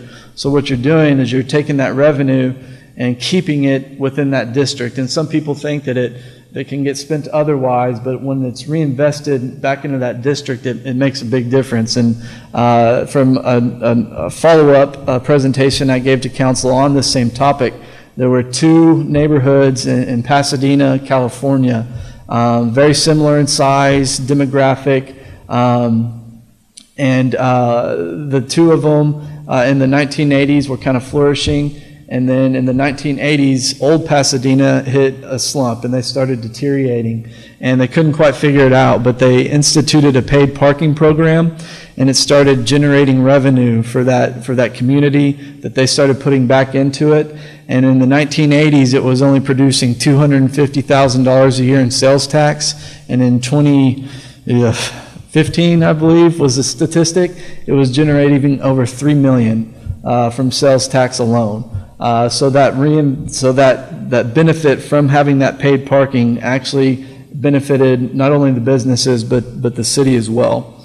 And there's just really no studies out there that say that having paid parking really impacts any local businesses. So let's look at some of the facts quickly. This is not the first time that Bastrop has looked at parking. There was a study done in 2014 of the downtown area. You can see the areas that were looked at, the areas of on-street parking and off-street parking, and all of those were examined over a period of time and then during different times of the day to make sure that we got a broad picture of it. And out of the 234 off-street parking spaces and 210 on-street parking spaces, there's a 50% vacancy at any given time in downtown Bastrop. That means there are more than double the parking spaces that is required or needed or utilized in downtown Bastrop at any one time. And so that's really kind of eye-opening. You know, people say there's a problem, however, there's not. You just people don't want, it's not in the right place for them, when in reality, everything in there is just within a couple minutes of a walk. So it's just not where we want it. Back to the previous slide. So we took it a little bit further a couple months ago, and we did a case study here in Bastrop on Burleson Crossing. And I'm not picking on them. I love Academy. My wife loves Hobby Lobby. I know our city manager is really pumped up about Home Goods coming. This was just a very good example of what parking is in Bastrop today because of our current regulations. So Burleson Crossing is a 63-acre development, and it has 47 acres of impervious cover. 19 acres of that is parking. And then there's about 10 acres or so under roof. So there's twice as much parking as are in under roof. So you have twice the amount of land, not generating taxes, not generating sales tax or ad valorem tax as you do as building. And that came from our regulations. So we required Burleson Crossing to put in 2,362 parking spaces. And right now on the ground, there's 2,322 because there's a little bit of vacant space there you can see.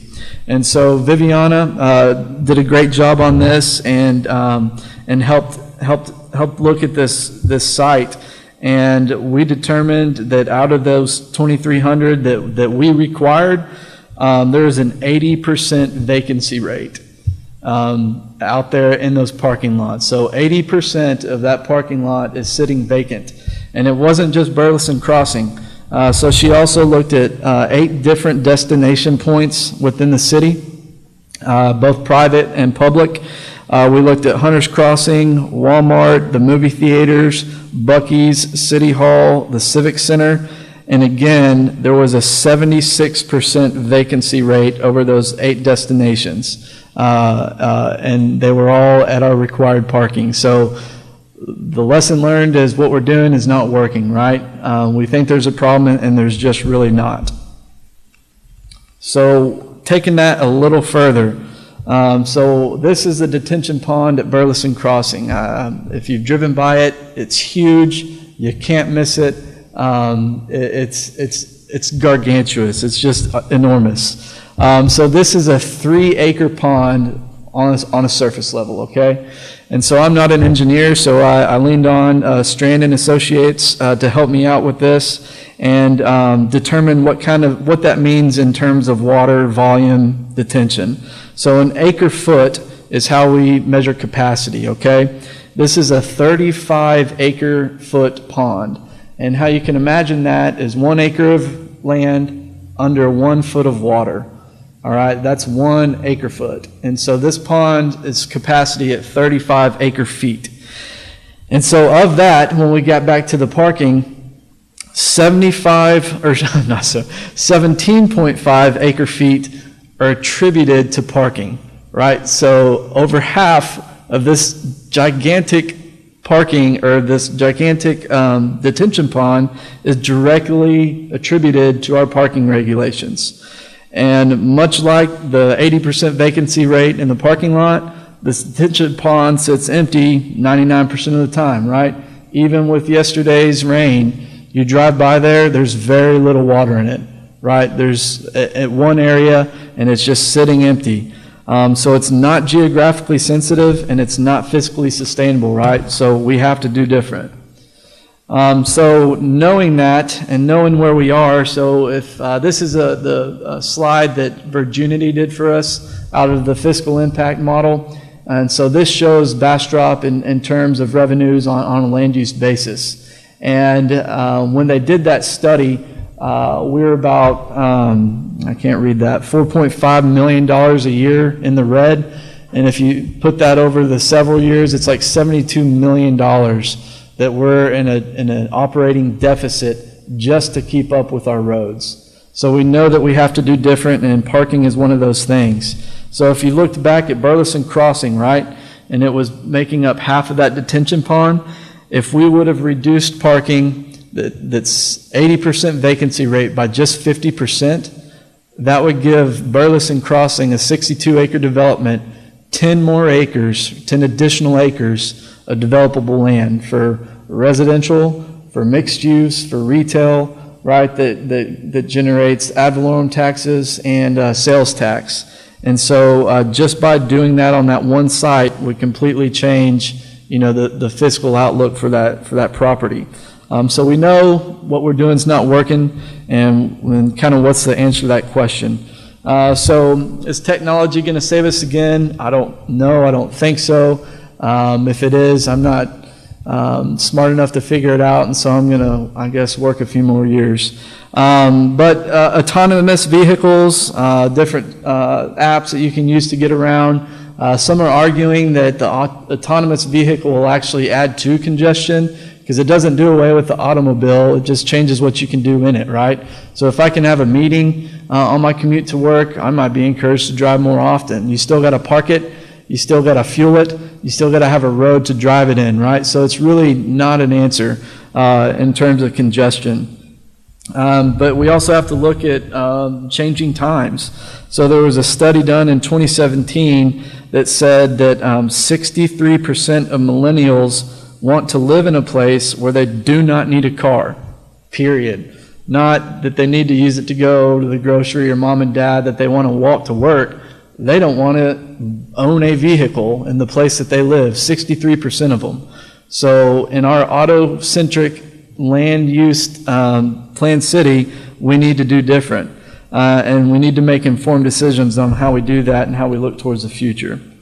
So this is just kind of what some of the options are. We can have minimum, maximum parking, paid parking, shared parking. How great of an opportunity do we have at the City Hall and the Civic Center to share some of this parking that sits empty, right? On the weekends when the Civic Center is not in use. Is it going to be market driven? Do we tell them we really don't care? Just however many you think you need. Just leave it up to the market. Is it a public utility? Do we take ownership on that and treat it as a public infrastructure, right? You get a fee for it, and then that fee goes to maintaining it and building more of it. But then you wouldn't have it on the private side also. Do we do it as maximum impervious area, right? So in a district maybe that's more residential or more rural, or like the toad habitat, right? That's very difficult to develop. You might just have an impervious cover limit and not really care how much parking there is, as long as they're under an impervious area, or just do nothing. And I think that we now know that that's not an option. So we were getting some policy direction from council. We've had a follow-up discussion to this. We will have stakeholder input. We'll continue to do that. We also have some code rodeos and things like that coming up. But I found this quote by Robert Cervero, and he's a a pretty well-known transportation planner, and he went on to say that planning of the automobile city focuses on saving time. Planning for the accessible city, on the other hand, focuses on time well spent. And I think that's really the impetus of the building Bastrop, right?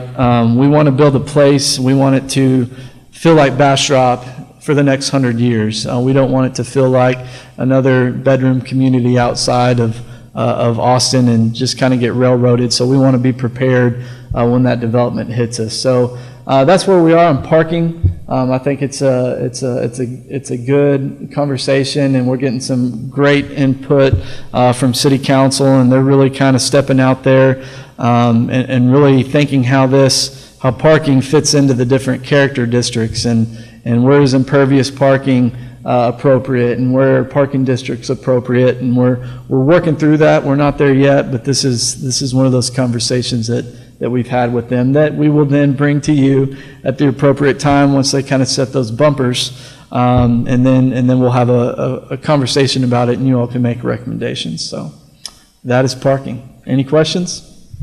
Matt, I just want to, as far as areas go, to me, downtown and the highway, to get people to come downtown to businesses, it's a major thing for them to have something that's attractive that would be the free parking and not metered, so they don't have a reason to go out on the highway where there is free parking. So I just think it's really important to consider the businesses and their point also when we implement, especially when you start saying paid parking. It's important to realize, especially downtown, how that could really affect the downtown business area. Yeah, we'll take all that into consideration.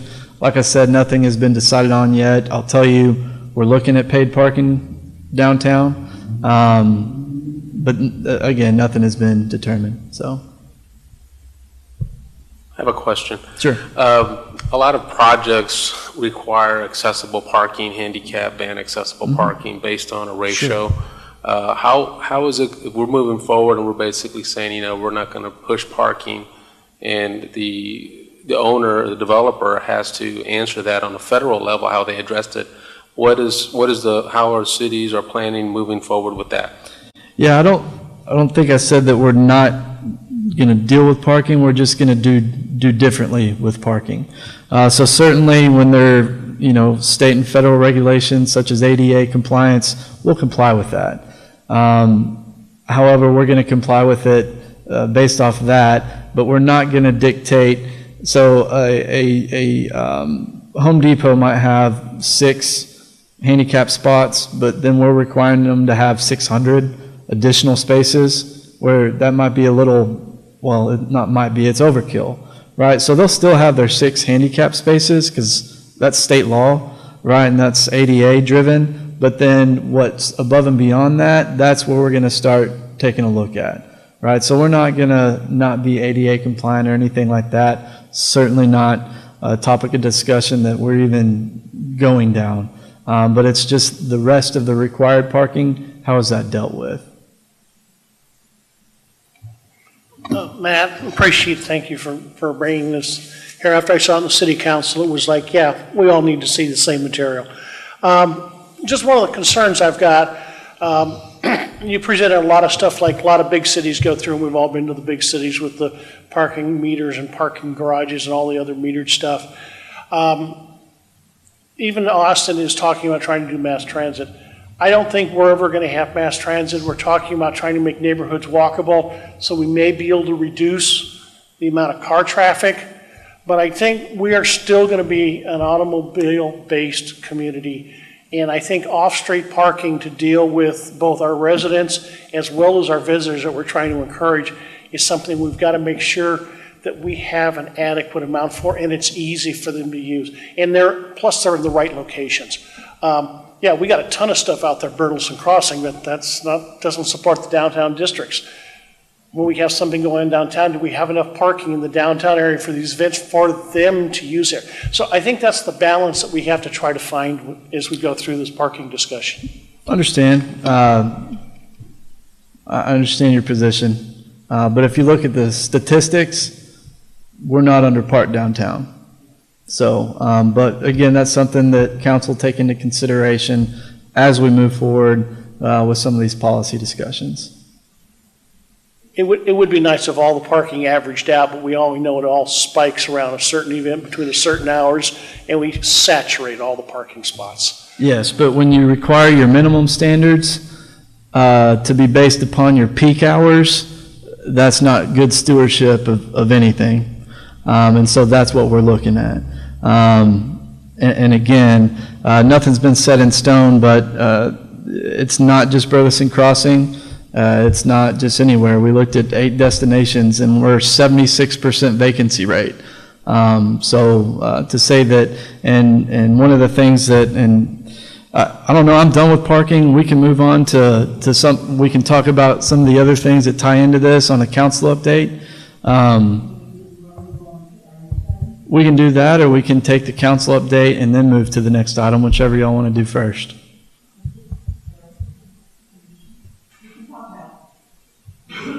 We can talk about parking all night long.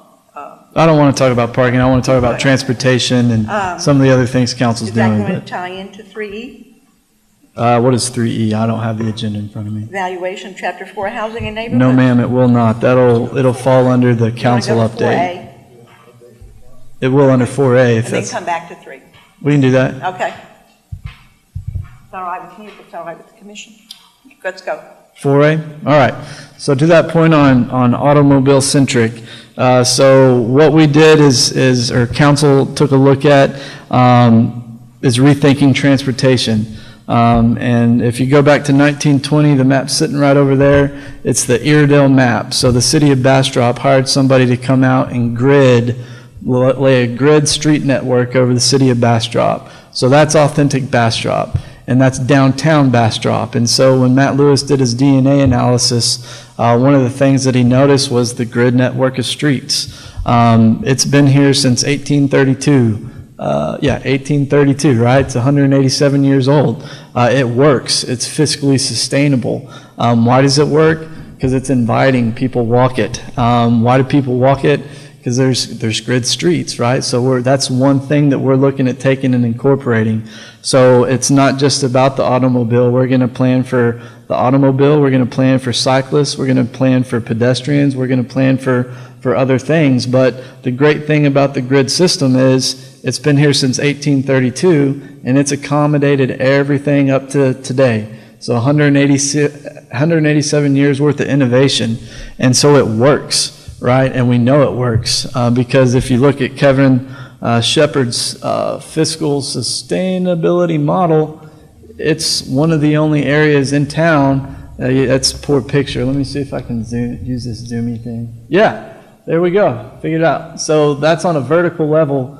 That is incomes, right? Tax generation in the city of Bastrop. That's downtown, right? It's the highest generating per square foot of land use in the entire city of Bastrop, right? So that's what we're trying to accomplish. It's not that we're reproducing downtown Bastrop everywhere in Bastrop, but what makes it tick and what things can we learn from downtown and extrapolate that and use them in other areas. So I hear you on the automobile. I don't disagree that it's not going away, but we have to do different. And so that's part of the transportation is a multimodal, right? Carts will play into that, adding a second bus route, encouraging walkability. It's really everything. But if we continue to focus on the automobile, that's not the right answer. And there's a lot of literature, a lot of things out there. And going back to that sister city study in Pasadena, their businesses are quoted as saying, at the time everybody thought it was silly to do paid parking. Nobody bought into it. But now, having done it and having seen the results, they can't think of doing it differently, and they felt silly about thinking it was silly. And then they interviewed several people that came in and spent money, and they said, here in Old Town Pasadena, you can't get this in LA, right? This is it's a sense of place. It feels nice. I enjoy spending time here, and when I come here, I'll pay for it, right? I'll pay for it because I like it, because it feels nice, it feels right. And again, we're not copying anybody, but we're looking at, we're kind of expanding our box, so to say, and we're going to take what works fiscally, geographically, and authentic to us, and then we're going to make it our own.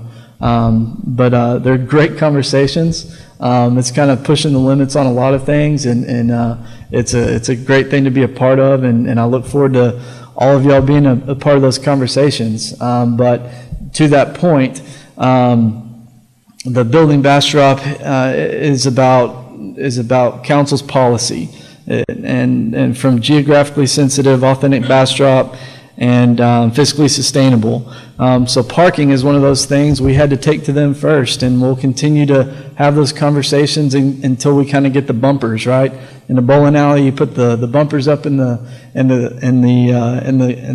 lanes, and so this side might be impervious cover, this side might be let's let the market decide, right? And once council has kind of established those two parameters for us to work within, then we bring it back to y'all, and y'all get to make the sausage in the middle, and then make a recommendation and keep it moving. So that's kind of where we're at with the building Bastrop. Is we have all of these moving pieces: parking, lighting, parks and open space. Parking again. If council doesn't want impervious cover, there's really no reason of us debating it because it's not on the table. So that's kind of what we're doing right now, is figuring what's on the table for us to discuss, for y'all to make a recommendation on. And that's from parking, like lighting, open space, and all that good stuff. And so, you will have your time. I think we sent you the schedule. We looked at it last month. It was all sent out to you. We have several open houses coming up, have open meetings. We'll have a special workshop on a Saturday. The next opportunity for you all to come is actually our May 9th rodeo. It's from 3 to 8 p.m. and I believe that is that the Opera House? It's at the Opera House. So that's the next one. So that's just in a few days. So I encourage all of y'all to come and participate in that. It's May 9th from 3 to 8 p.m. at the Opera House. And that way you can all, kind of be working on the same information. To your point, Commissioner Gartman, you all want to be working from the same set of information. Part of that's our job, adequately communicating what council has talked about. When we talk about other things, we'll certainly bring those conversations and presentations to you all. Welcome any of you to come to the meetings. They're also recorded. If you're having trouble falling asleep and want to listen to me talk at night, then you can tune in. But really, more than anything, they haven't taken action on anything. They approved the CUP for the accessory structure in Tahitian. So they did do that, but we really just wanted to update you on building Bastrop and keep you in the loop. Encourage you to come out to that meeting, and we did have an idea in discussing that, and I think it would be appropriate. I hope y'all are willing to do it. Is at that May 9th rodeo, we would like to have P&Z have their own table for the comp plan. So I don't know if y'all want to rotate hours or just come and go, but we would like y'all to be there. And just kind of, if people have questions, say, hey, yeah, this is what we're talking about. This is our plan for updating the comprehensive plan. And just have an opportunity to be there, be involved, and kind of and tie into that process. To go back to Alan's presentation, the comp plan and future land use are very much a big part of the codes and will have to be updated. And so we would like for y'all to have y'all's own table and to kind of steer those conversations and questions at on a comp plan level. So is that something that any of y'all are available to do on the 9th? I got a 1. Possibly, you could, if you send out an email, we could take hours possibly, or let y'all know when we would be available. I could do later in the day or in the evening. I couldn't do the earlier part. But okay. You might see what hours are not covered. Okay, we can send out an email, maybe sign up for time slots, and we'll go from there. But generally, it's not just one of you? Okay, perfect. Okay, because I don't want somebody, okay. All right, so we'll plan on doing that then. Did y'all have already got the calendar? Do y'all have any questions on that as far as meeting dates and et cetera? Some were to be determined. Have they been determined yet? Or are they still Let me go over grab here? that schedule. I'll print it out. You can bring them first in.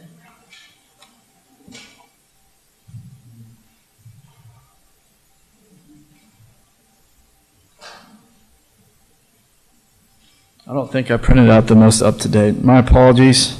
So the next one is clearly May 9th.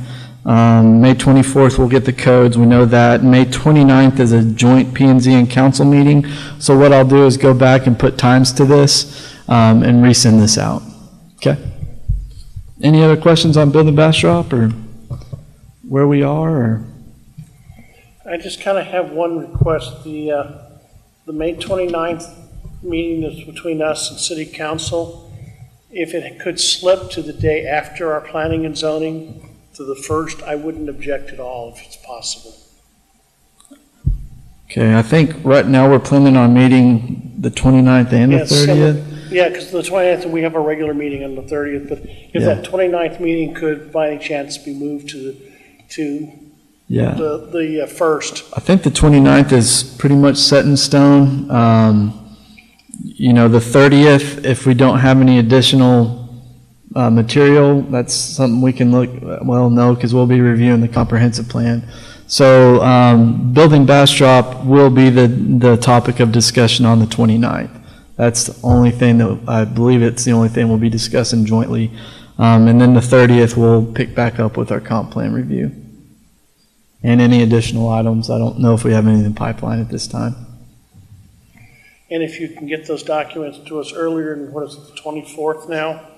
Yeah, if you can get them to us earlier than the 24th, I would greatly appreciate it. As stated, I imagine you will get them as we will on the 24th. Matt Lewis and his team are working tirelessly. They're doing a phenomenal job. It's a lot of content, a lot of things to tie down, because honestly, this doesn't exist anywhere else, right? They're writing every line in there, and it's a lot of work. We've fed them a lot of information over the past few weeks, and so it takes a lot of work to get that on the pages. And if it's out sooner, you'll have it. You can have my word on that, but I would not anticipate that until the 24th. Any other questions? All right, thank you. Don't go anywhere. Oh, okay. And we'll go back to item 3E, discussion and evaluation on Chapter 4, Housing and Neighborhoods, the 2036 Comprehensive Plan.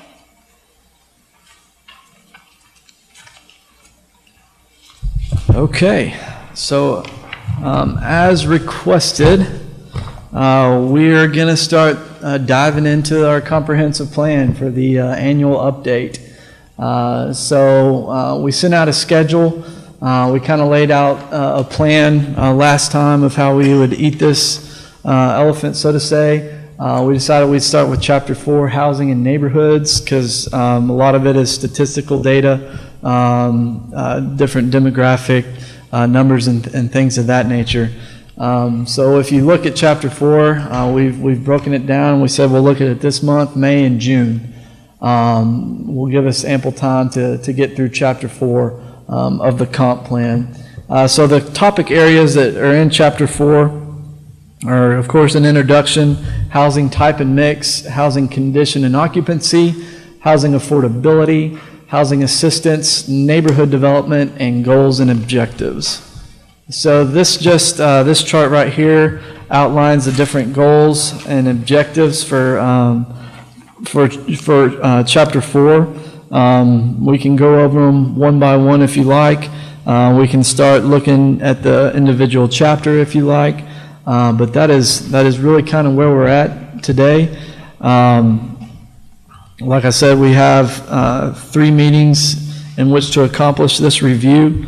Again, like we're doing this at your request. We can go through it page by page if you'd like. We can start taking notes. We can start doing a little bit of research at your discretion. But we're here to help and assist you through this review. Okay, a lot of what's in here is we inputted all the citizens' inputs and created, here's all this information that it came from. I don't think it's, unless we want to have a history lesson on how we came to this, I don't see a lot of value of us looking at how did everybody put all their inputs in. I think it should be, let's look in the section of the chapter that says, oh, we collected all this stuff. Now, here's the direction we're going, and focus on that versus here's all the nice stuff that was collected.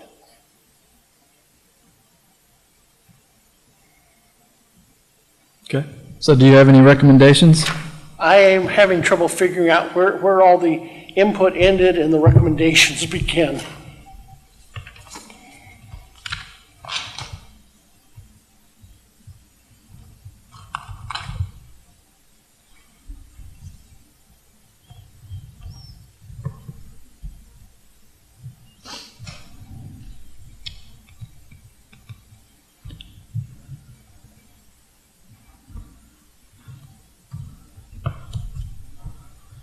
Well, to your point, this is not, these numbers are not community input numbers. These are statistical data that were put together by the consultant who helped build the plan.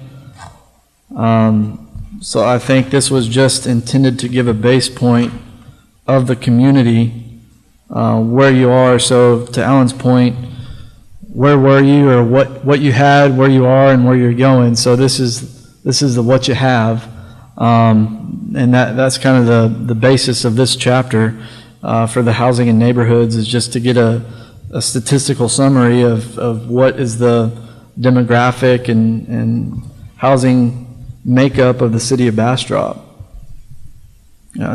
Generally speaking, this has a pretty good 5-year shelf life.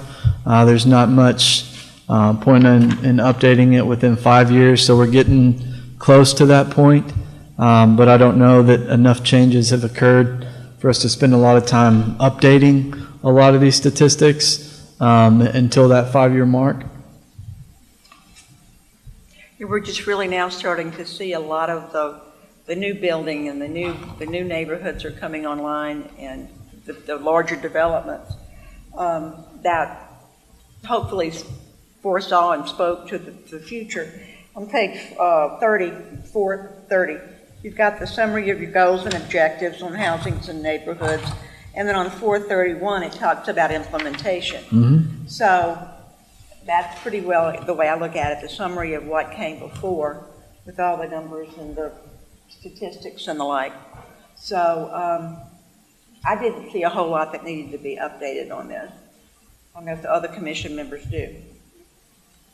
Glad to take your input on that.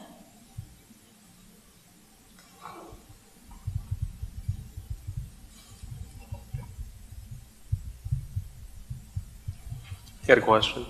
So if we see something, I'm going to read through every bit of this, but if we see something, we have a question, that the time to bring it up is this time, this next 3 sessions. That's correct. And then put it to the commission to kind of suggest something for the staff to look at, and possible and inclusion. the goal would be at that 3rd meeting that any recommendations you would like to make, that we have those and we can tuck those away until we move them all forward to council at one time. Right. Because this has a section on affordable housing, and I haven't really read through all that, so I want to read through that. Yeah, make all your notes and have everything ready for the next go round, and then we'll bite that elephant there. Yeah, we felt there wasn't a whole lot of need to break it down.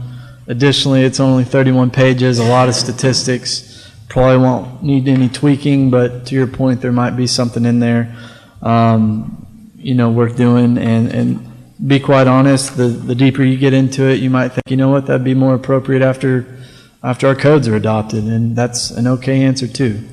Well, I was going to kind of suggest the same thing. I think you read it, it's pretty clear that there's a lot of recommendations that we're short of housing stock, development needs to continue. There's a lot of talk in there about maintaining characters and zones, and that's really what it seems to me. I've been to a few of the council's meetings, but they're kind of taking a bite into right now. And I don't really know that we've even had a chance since this was written a few years ago to even implement right now with the code with the council kind of diving into this is the first time it's really even been looked at just in general. So not really sure what we would recommend. It seems like it'll come out of that process as well and inform us if we need to update this to kind of. And I think you'll find that the new codes will achieve just that. They're looking at allowing a more variety of housing types, right? So you're not just getting a standard single family, maybe tiny homes, maybe more duplex or quadruplex, or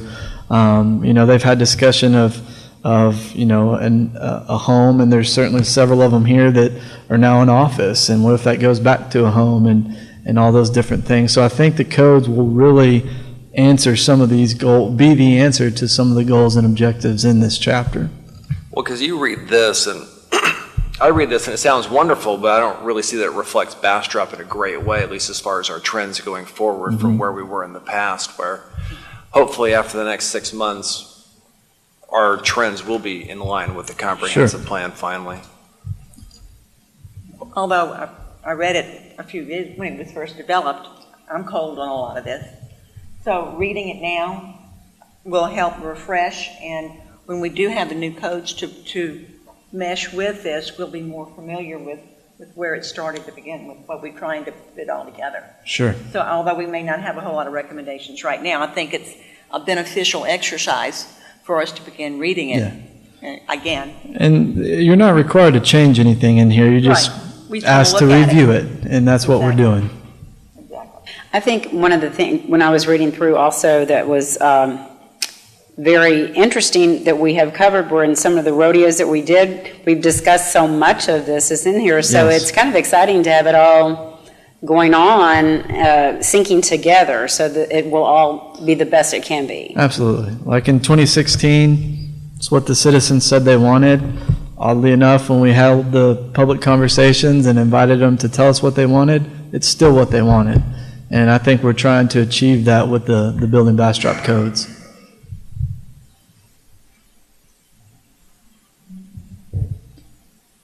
So what I would ask that you would do is between now and our next meeting, read through there any talking points that you want to talk about next time.